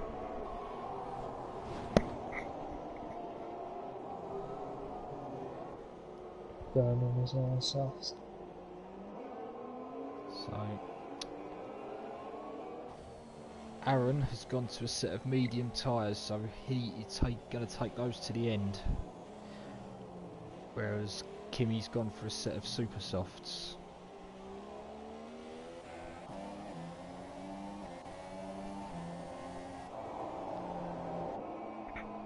So is that pit stop from Aaron going to now trigger the George top Alice four to come is in? right behind Aaron. Nothing. Aaron's got the pressure set, but I don't think Aaron's going to want to give this away. To the same token, I don't think Aaron's going to want to defend this too hard and take the life out of these tyres straight away.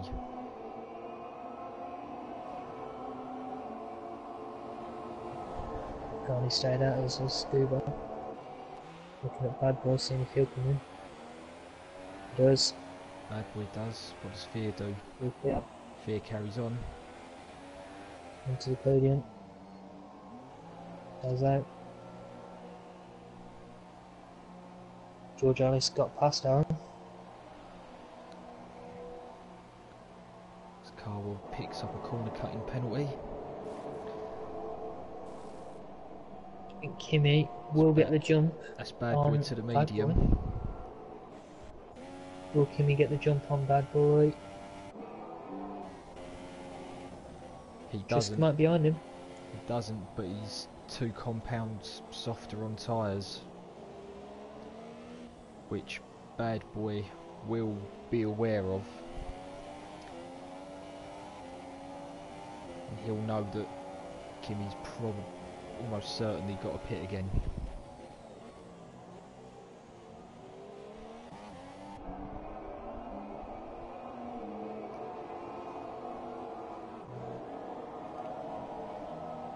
Will Car World get past Aaron? And George Alice Again. has.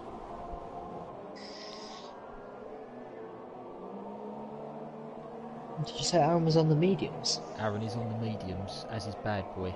Yeah. Again, I keep thinking Car World will see.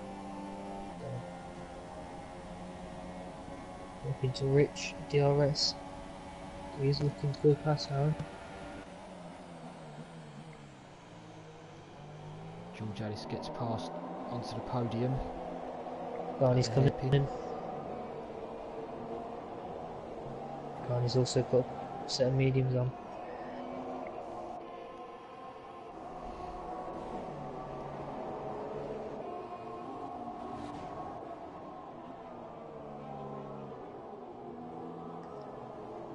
I think if Scuba pits, he will come out Onto in the podium first. to run very wide at on the exit of turn 1, and that's allowed Aaron to sneak through. Set free. Carwell's got through as well, and Panini. Catamize. He's hit the wall on the straight, and he's retired. Ah.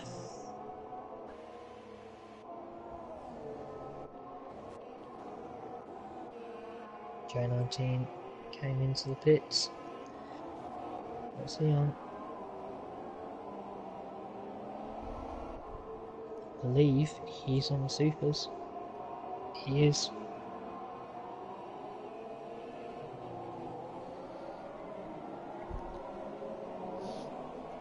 Onto the podium, must surely be thinking about a pit stop now.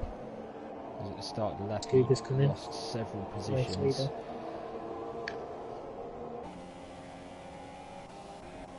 I think he will. So Scuba's going to the Our medium. world. Our world's still chasing down Aaron. Pagani's behind Carworld. Scuba is going to come out, and Fear comes in. Yep, Scuba comes out head of the pack. About 4.5 seconds ahead.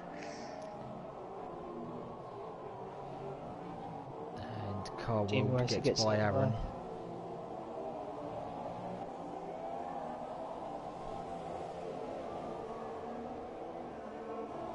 We'll go back to that battle of Aaron and Pagani. Yeah, Aaron got the undercut on Panini in the pit stops, but these cars battling and finding their way past Aaron has allowed him to close back up.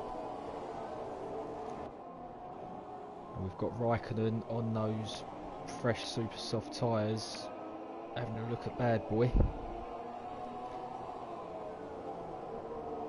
Again, 2 compounds difference between the two. So Kimi will be looking to Vernon get has past. just gone past onto the podium. Vernon is behind on fuel, so he'll have to run a few laps and lean.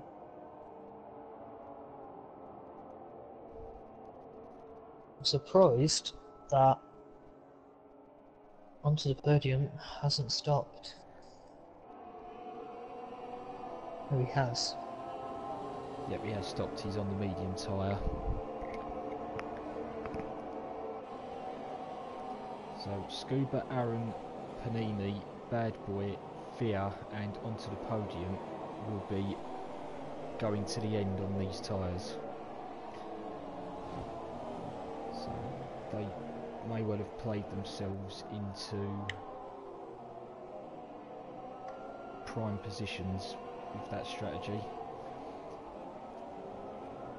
What's been saying in the chat is Catamize was pushed by Michael into the grass and wall in the middle straight, but I didn't manage to see that. No, I didn't catch it either, so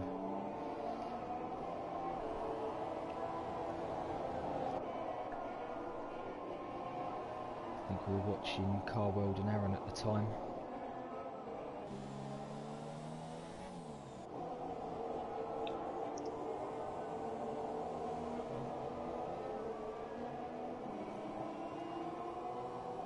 I think the guys who have jumped onto the mediums will be put themselves in a great position. Carworld's just pulled over before the long corners into the back straight to allow Aaron and Panini through.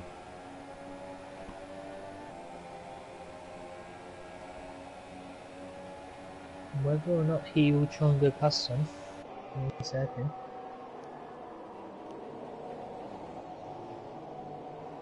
No, he just sits behind them for now.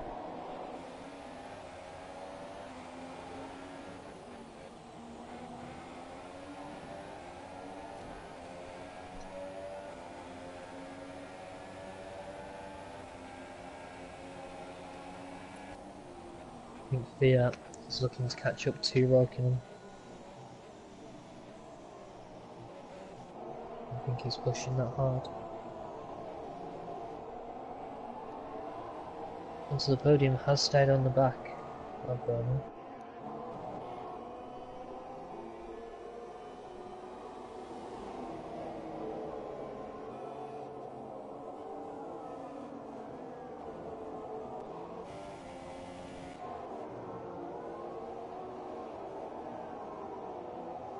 Only 5 attempts behind him now. No, it's gone up to 9. 1:36.5 from Gen team. Good lap.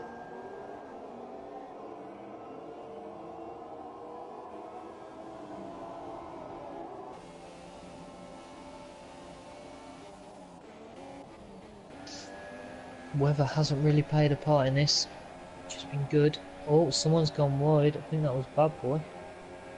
No, it wasn't. Something's just happened. Sector 3. Demon Racer, he was the one who went wide, not Bad Boy. He's just going to stay out of the way here. Just touching place on the weather, it's gotten a bit duller since the start of the race. Clouds have started to roll in. I mean, I may have jinxed it, so apologies to the drivers there. Commentator's curse, and Kimi Raikkonen's coming to the pits. I think he might go for the mediums.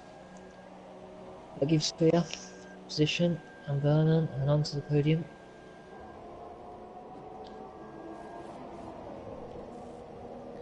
Yep, and it is the medium tyre for Kimi. And a wing change. Oh, so he might have collided with Demon Racer as I saw him go wide, and he's gone to the pits as well. I did see some debris. Yeah, I thought he was losing time to Bad Boy. Yeah, something must have happened with those two, as I saw a Force India and a Renault both going a bit wide, but it wasn't Bad Boy. That puts Demon Racer 31 seconds behind Mike Whiteside, sorry. And Kimi is only 1 second behind White. And onto the podium he is 5 tenths behind Vernon.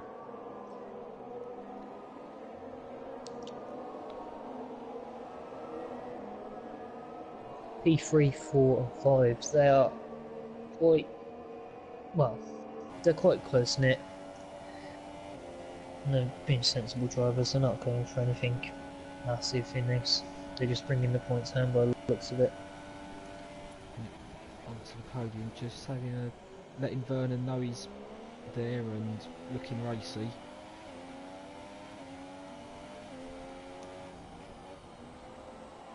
Oh, right there. We still have DRS. As Mike Whiteside just pulls out the way that these guys go.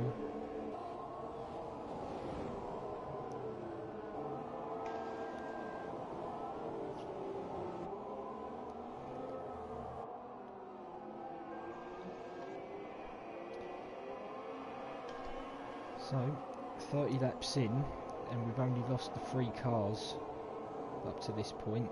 Unfortunately, we lost SH on the first lap. Jesper had a troublesome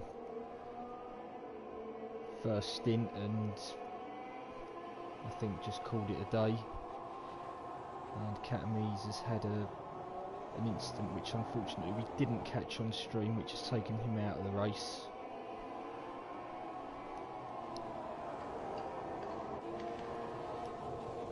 Out onto the podium, coming up to this back straight, we will have DRS.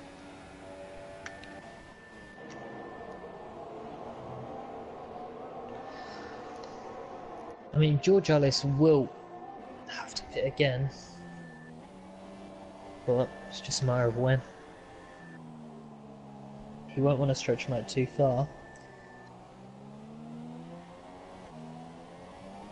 I'm saying that, I don't think he would, if he was to pit, I don't think he would be behind Vernon.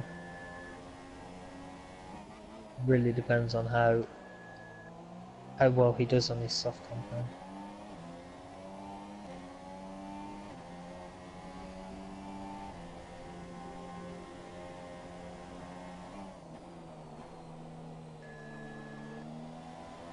think it's about a 27-second pit lane loss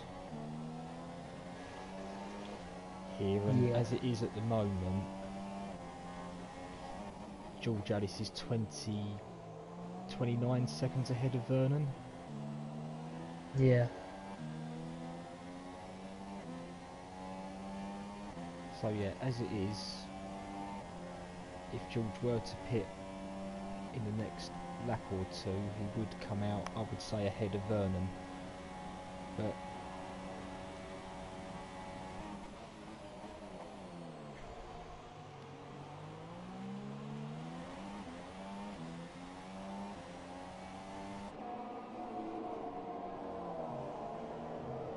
Garni's just making sure, if it happens, he will be claiming that third place.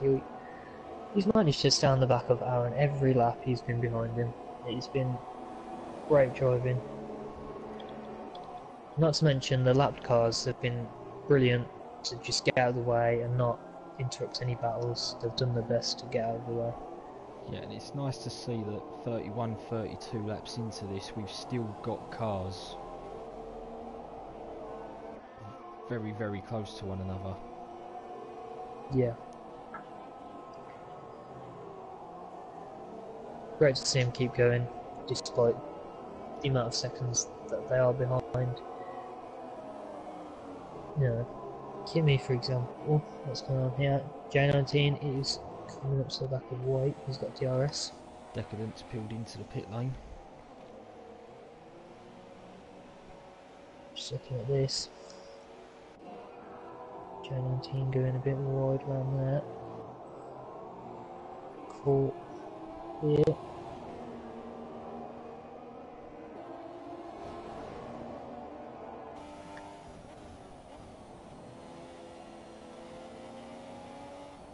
Onto the podium, still not found a way past Vernon yet. I think his mediums have just started to kick in a little bit to Vernon's softs.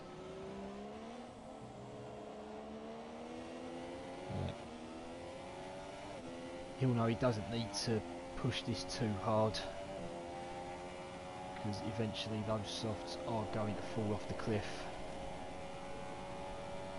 Carroll's got another penalty.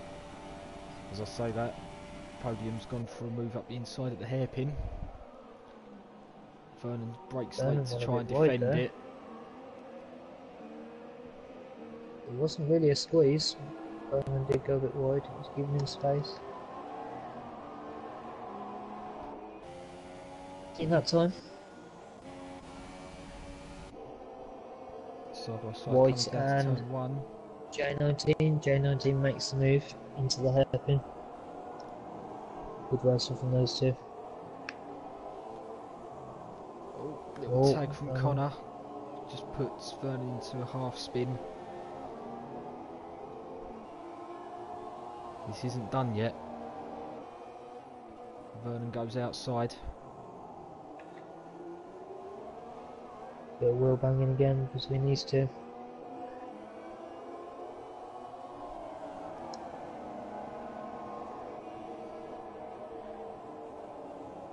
Tied in a bit, Vernon.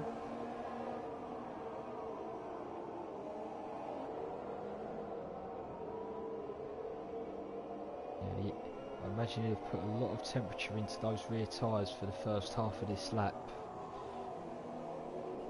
trying to reclaim that position.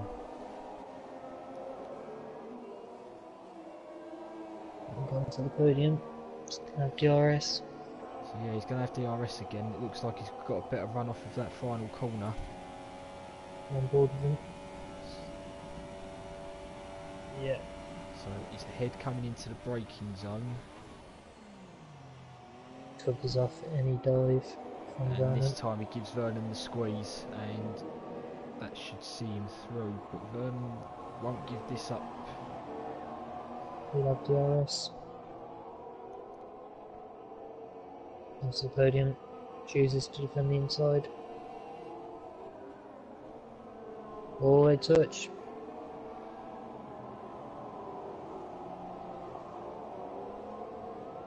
He holds the position.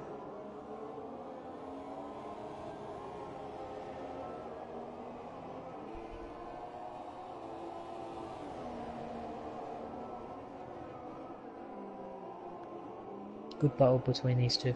Yeah, good battle and good respective driving between the two.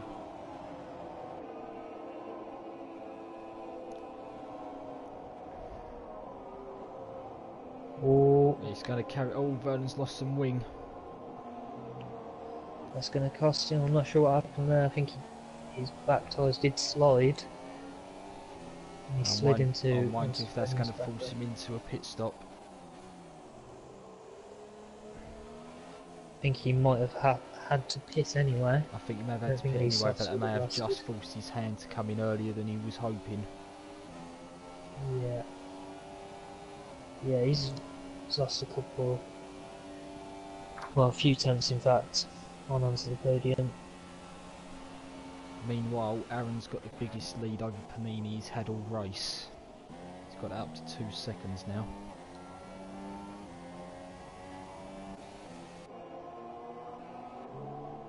George Ellis has just kept that 4-second gap between himself and Aaron. And I think with those two battling, Podium and Vernon, he might come out ahead of onto the podium there, if he was. J19 goes ahead of Vernon, who doesn't pit. I think he might have to. Yeah, he's struggling around turn 1. Vernon's Kimi lost Raikkonen all goes of past his him. wing now. Yeah. White might look to go past him as well. He was showing some great pace earlier, Vernon. He's a bit unfortunate though that happened. It's like you said, I think there was a bit of too much temperature in those rear tyres. I almost think he was running off track then to try and let White go through, but White hasn't taken his offer. It does now. Yeah.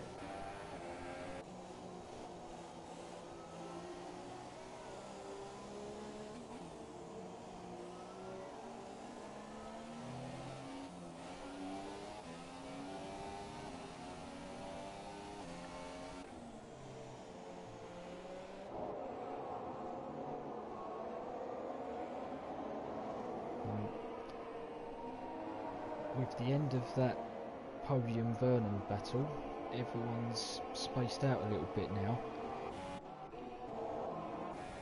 Yeah. I think the one person who just hasn't had any battles whatsoever is Scuba, and there's been no issues with him. He's been driving brilliantly up there. He's kept quite a consistent gap between himself and second.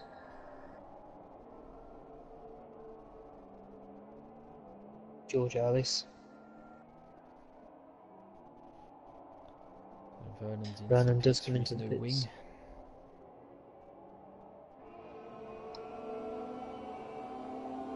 He's a bit behind on his fuel as well.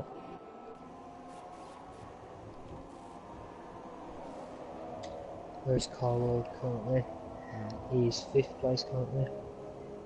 Now if Vernon can keep his nose clean for the rest of this race, that set of softs should see him to the end. Hopefully.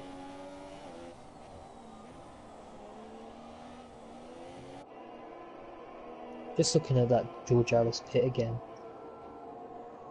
If he was to pit, he would end up behind Beer, and then he'd have a bit of time to catch up to Carbold, who does have a couple of penalties. Yeah, he'd only drop out maybe 2 or 3 seconds behind Fear. Yeah. That would put him about 7-8 seconds behind Carwold. That's if he was to pit this lap. But he doesn't seem to be losing any time towards Scuba, and he doesn't seem to be losing time to Aaron. Well, that gap has come down a couple of tenths. Yeah. It's dipped below 4 seconds now.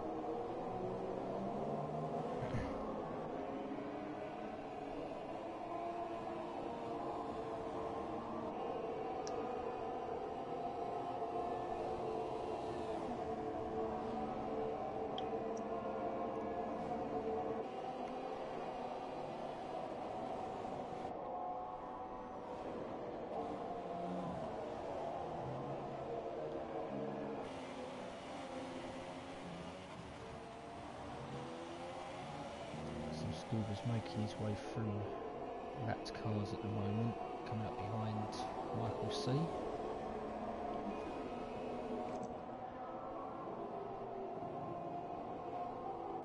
He's going to stay on board with Bad Boy for a couple of laps as he's got a gap with Car World, which is at 5 seconds, but the gap between him and Fiat is coming down.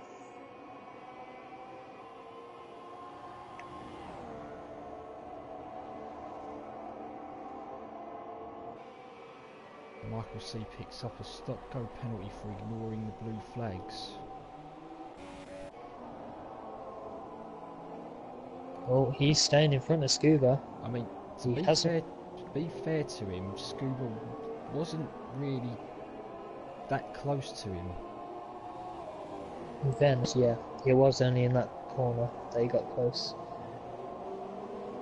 Bit unfair for the penalty. Yes, it's a bit harsh that the game's expecting you to virtually slow down that much before the car's really on the back of you. Talking of those two, Michael has DRS from Scuba and Vernon has DRS. From Vernon. Both lock up. Both enter the hairpin. Very well.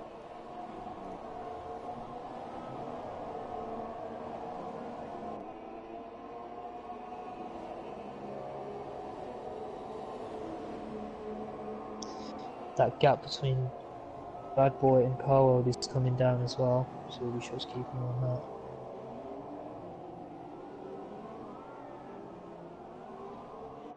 Yep, Vernon and Michael's holding it.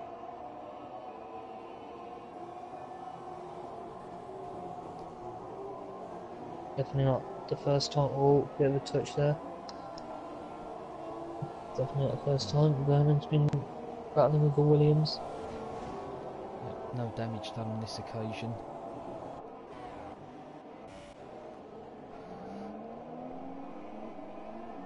Yeah, Bad Boy is pointing down Car World. There's a yellow in sector 2. Was Michael.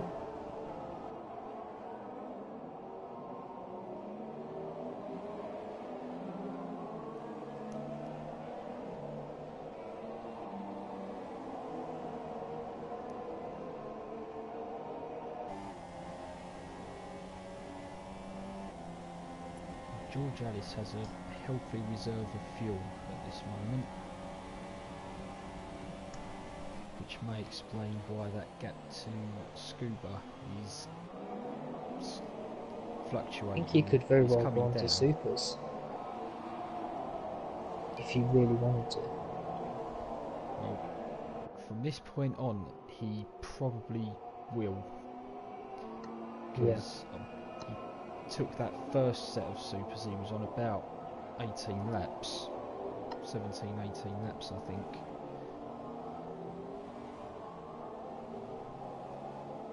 So with only 17 laps of the race left,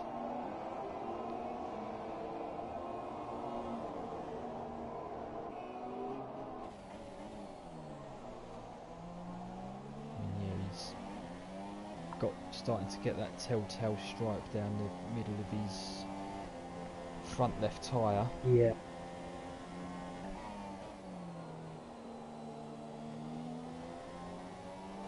Car World's in the pit lane. He's just come out of the pit lane on a set of fresh Super Softs. Just behind onto the podium.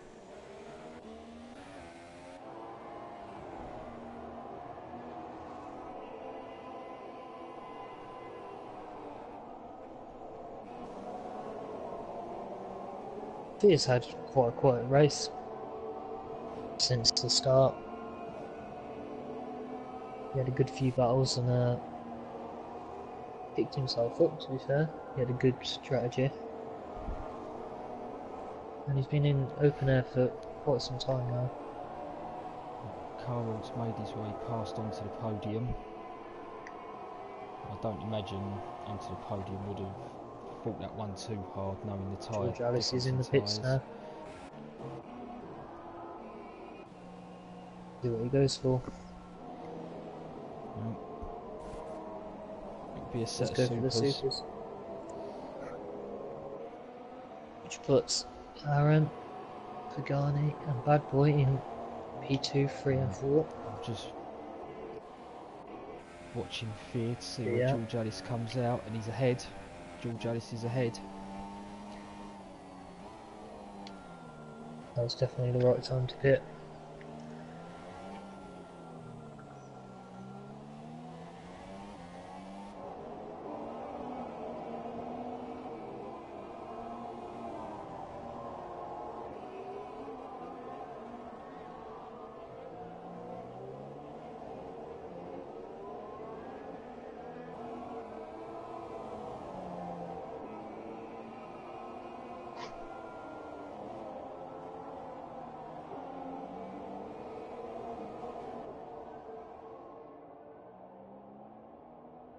So George Alice is 15 seconds off of a podium place at the moment, and he's got 15 laps to try and close that gap.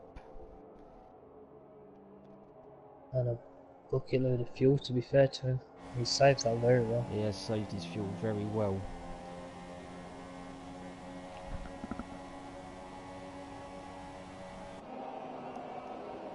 Just looking at Vernon, he has brought his fuel back to a positive amount.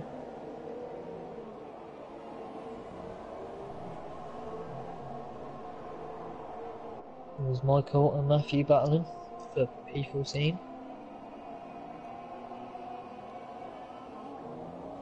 Gonna go up the inside. Yellow in sector 2. We've lost Decadent. Deck.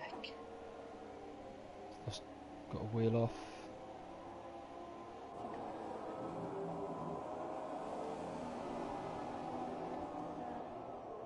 Vernon, he's got a 3-second time penalty. So after the long sweeping left-hander at turn 7, he's lost that.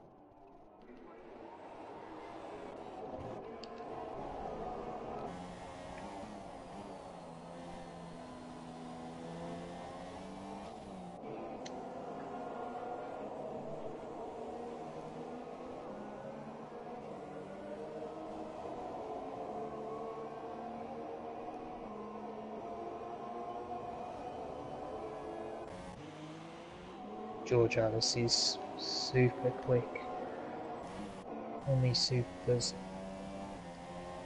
Yep, We that saw him show great pace at the start of the race with him on.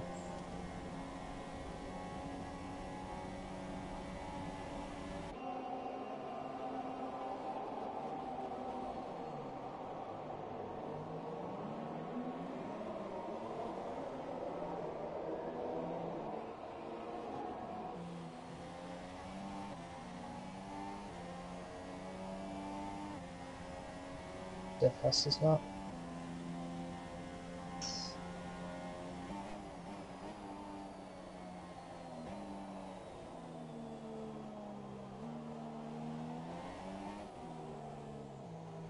Carward's got another penalty.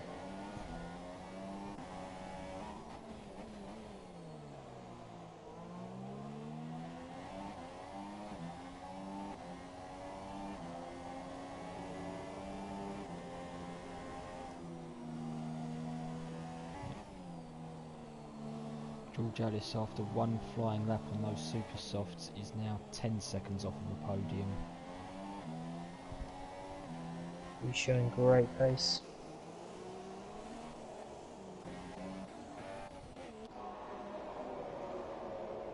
So J19 comes in and will make what should be his final pit stop.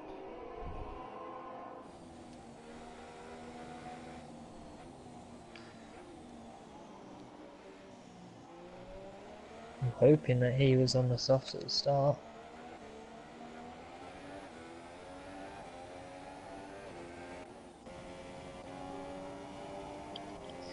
Just gonna stay on board with George Alice because That gap to Bad Boy is coming down. Quite a bit actually, with the pace that George is showing.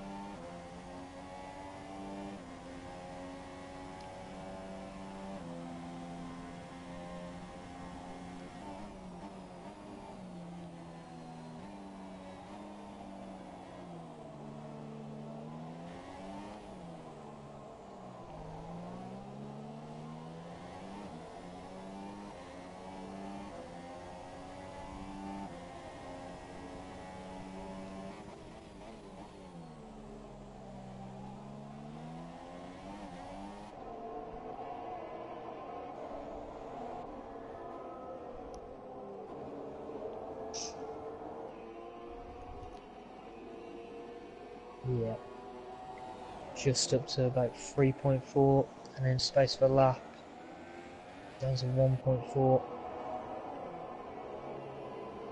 Might even get DRS if he closes in on this corner.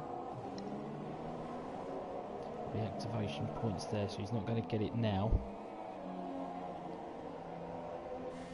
But I would think he'll be within range for the pit straight. Yes, he may not need it. He's getting a great toe now, and he'll be able to brake so much later at the end of this straight. He's behind him. He'll hold it.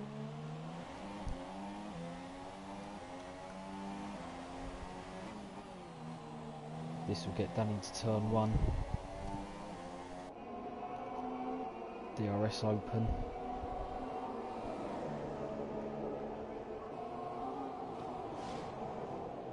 Oh, get wheel banging. Bad Boy will fight this for all he's worth. But those fresh super softs just too much for him. So, yeah, there's about 11-12 laps to try and catch Pagani.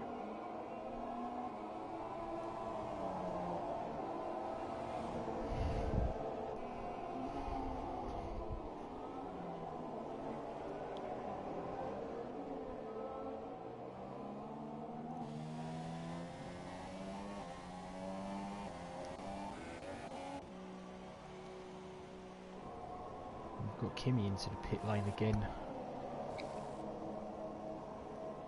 Spot on supers, which puts J19 up into P9. I mean, he was one of the last guys to put those mediums on, so he could have got those to the end. He probably just fancies a run at the fastest lap. That or he just wasn't happy on them. I think, yeah, I'm not sure. Like Carwood at the moment. Well, Carwood's closing in for you. Yeah. We've got a car weaving down the straight. Not sure who that is. It's Michael C. Michael C.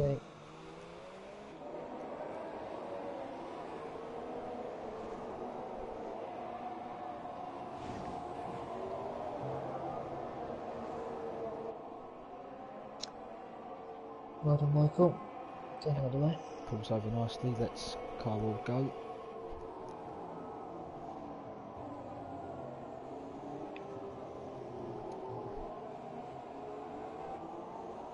George Ellis has got that gap down to 3.5 seconds to Panini. He's taken 2.5 seconds out of him that lap. Will Pagani gives that podium up?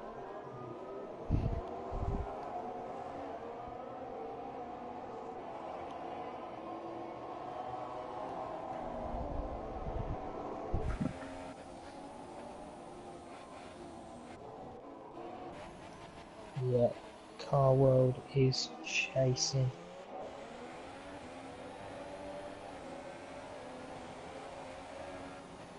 Got a bit of fuel as well.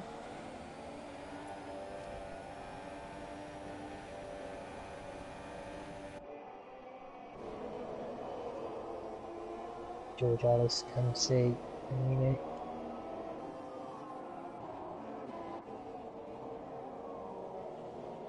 Second stop there, annoying blue flag. Another blue flag penalty. That might even be the same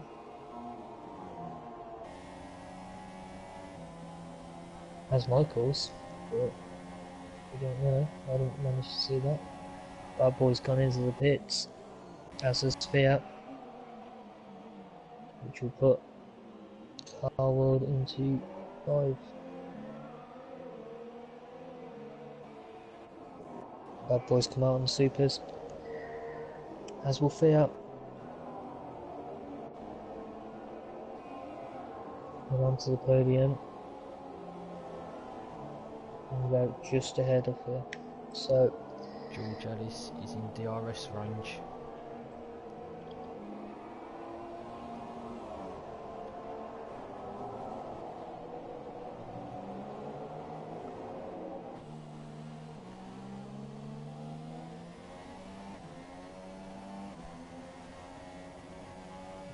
Oh.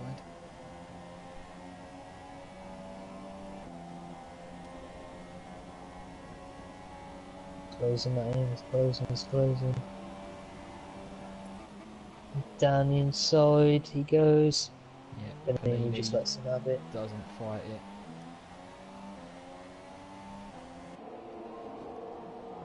Would you say he's got enough time to catch Aaron? What's he got? 8 laps and About 5 seconds. 5 seconds to find.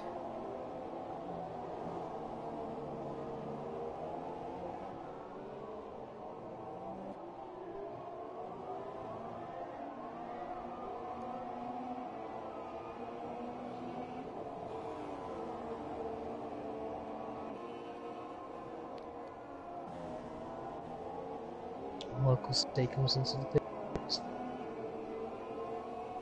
Another penalty for him.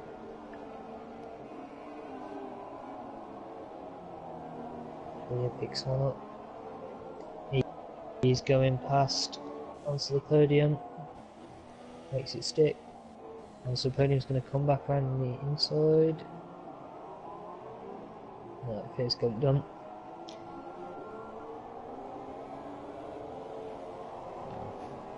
Fear made the call for a fresh set of supers, so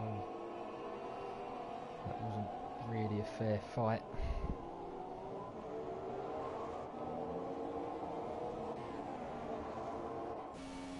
And George has took that gap down a second in about a lap.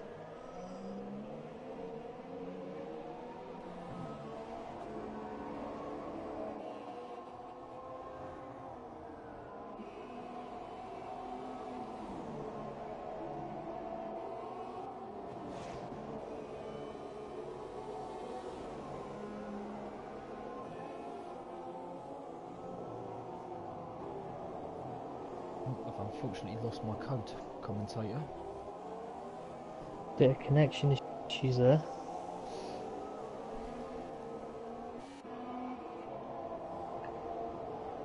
It's okay, you didn't miss anything. Bad Boy setting fastest lap. 33.9.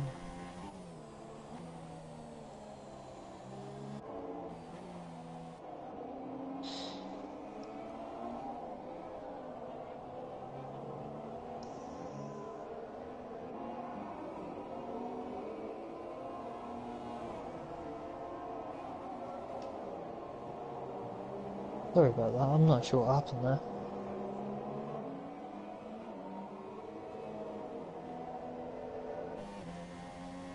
And George Ace has taken another second out of Aaron.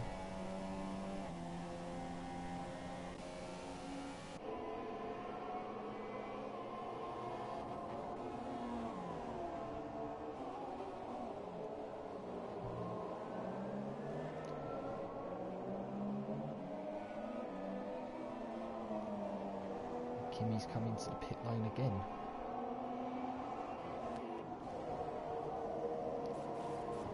Having another wing change.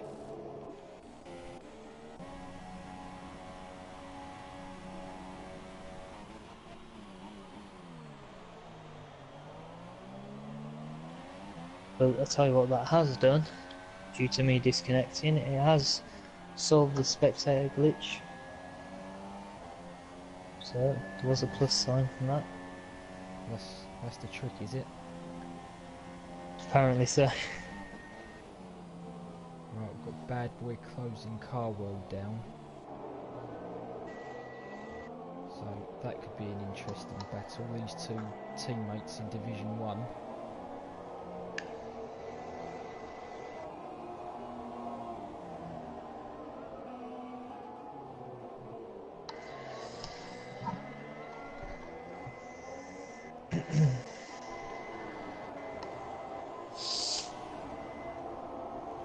George is taking a lot of time.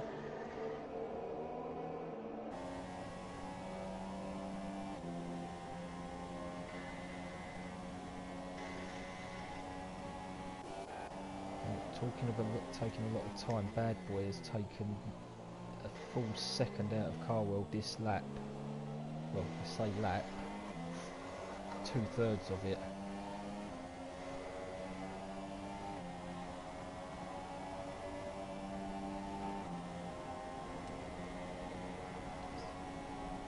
Got DRS.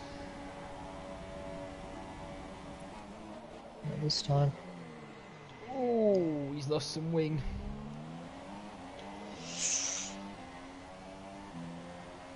He will try again. Oh, he's dived straight into the pits.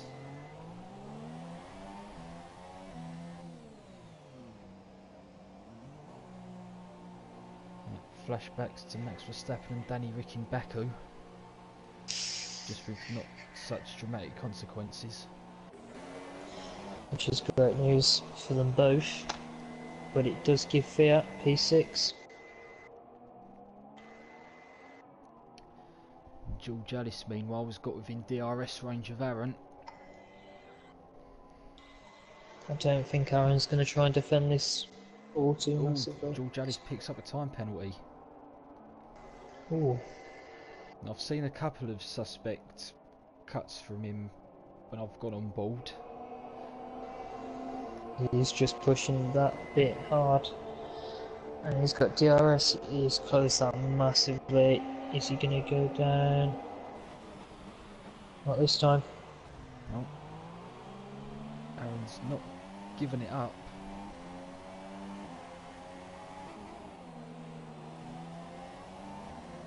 I mean, Aaron won't want to give it up.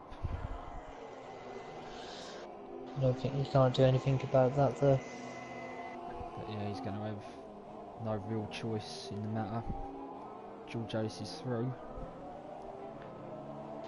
Great racing for them both.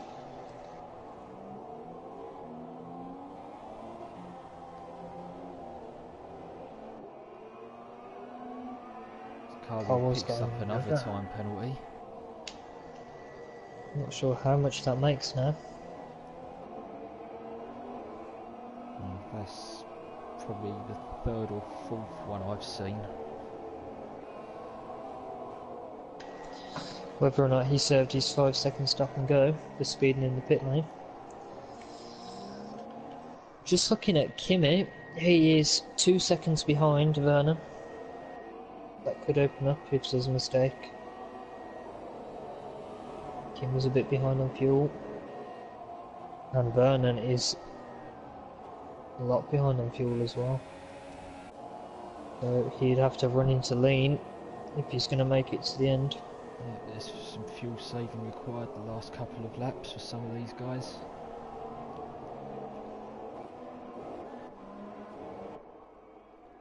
Kimi's just took about 6/10 out of him. Yeah. George Ellis has pretty much burned off all of his excess fuel now.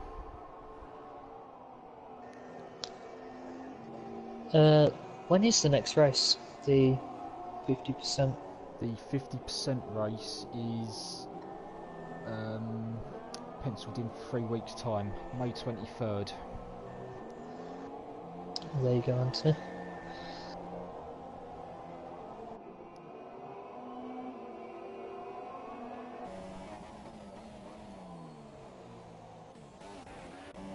Yep, Kimi is closing that gap. About 6 tenths behind him.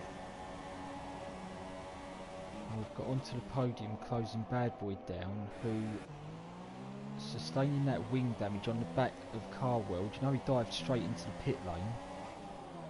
I don't think his pit crew repaired it, because the damage is still there. No, they didn't. Look at the left side of that wing. Yeah. No, he's gonna struggle right here. Yep, onto the podium is that's why onto the podium's able to close up on him in that middle sector. And J19 is not that far away from them both. Right, Kimi and Vernon. Kimi.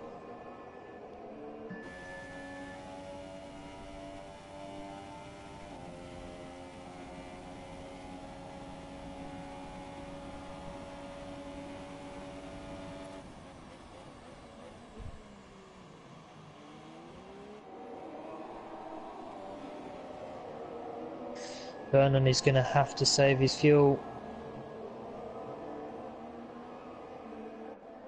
The yellow in sector 2.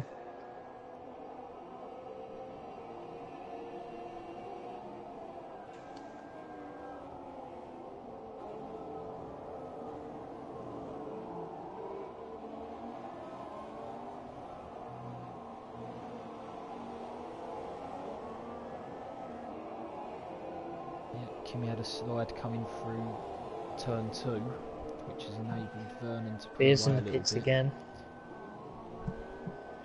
Not sure what's happened there.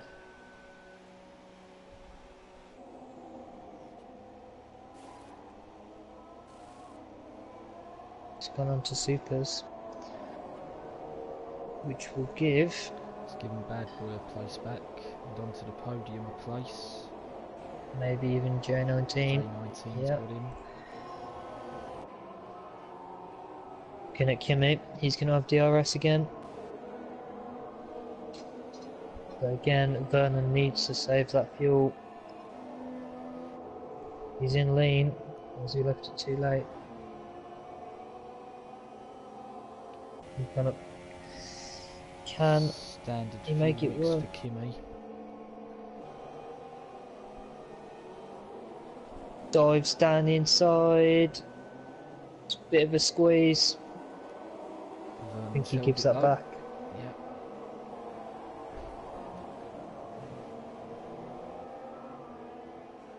He will have DRS again.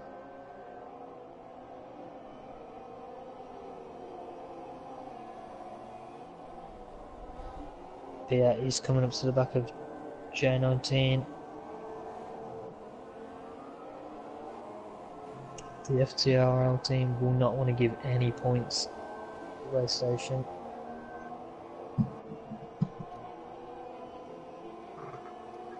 DRS. Gone down the inside.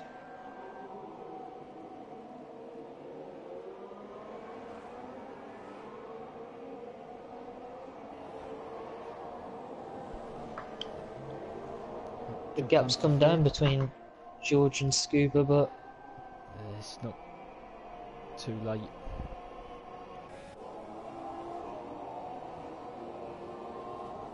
But a hell of a drive from George Alice tonight. yeah, he's been fantastic. I would have loved to know what his true sort of position could have been had he qualified.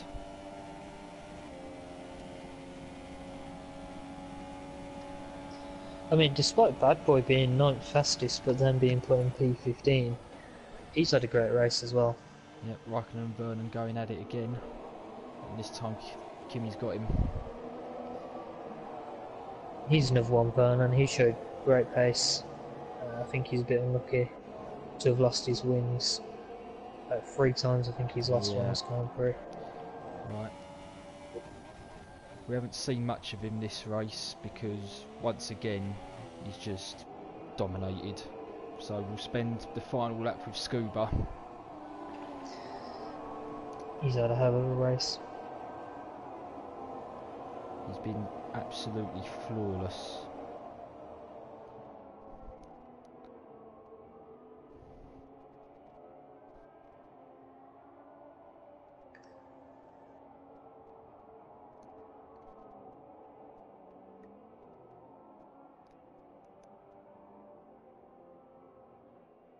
comes onto the back straight for the final time.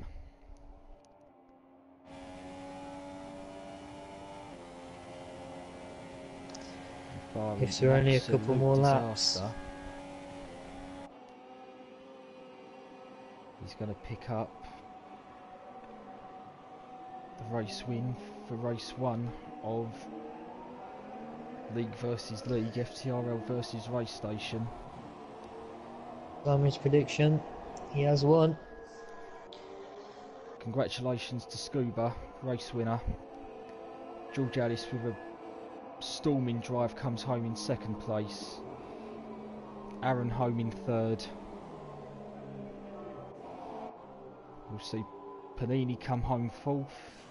Battle going on in the background. You've got Vernon and Kimmy still going at it, and Kimmy's retired. At the final I'm not corner, sure what's happened there. I think he's done what Antonio Giovinazzi done last season and just dropped it coming out of that final corner. Oh, he did manage to just get past Vernon as well. Yeah. I just saw in the background as Panini crossed the line, those two going at it through the final corner. And we've got Bad Boy and Fear onto the battling. podium, and J19 into the last corner. Oh, it's going to be a big one. Fear and Bad Boy through the last corner. Bad Boy gets it on the road. And J19 gets it from podium. It. The podium gets Great it back racing on from penalties. everyone. All right.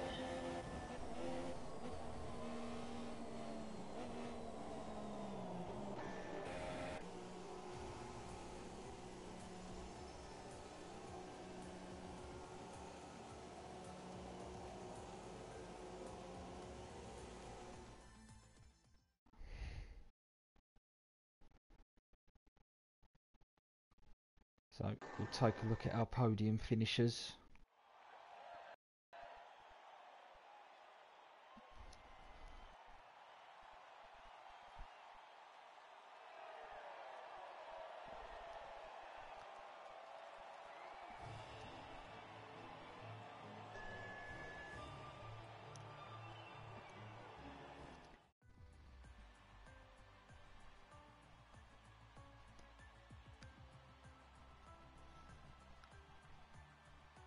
Okay, race 1 done, and you've got to say that valiant effort from the Racestation boys, but FTRL kind of dominated that one. They did. Great racing though from everyone, and it was enjoyable to commentate, and I hope it was enjoyable for everyone watching and for those racing in it as well. Yeah, if I can just get your thoughts for driver of the day. Oh, no doubt, George. From the start, he was amazing. What about yourself? Yep, I'll go for George, but still a brilliant drive from Fear and Bad Boy to make up those places as well. But yeah, George Alice takes it for me. So another dominant performance from Scuba. And FTRL in a dominant position going into the 2nd race in 3 weeks' time on May 23rd. We'll be doing a 50% race from Belgium, the Spa-Francorchamps circuit. So from myself and Rich T Gaming, we thank you for watching, and we hope to see you on the 23rd for race 2.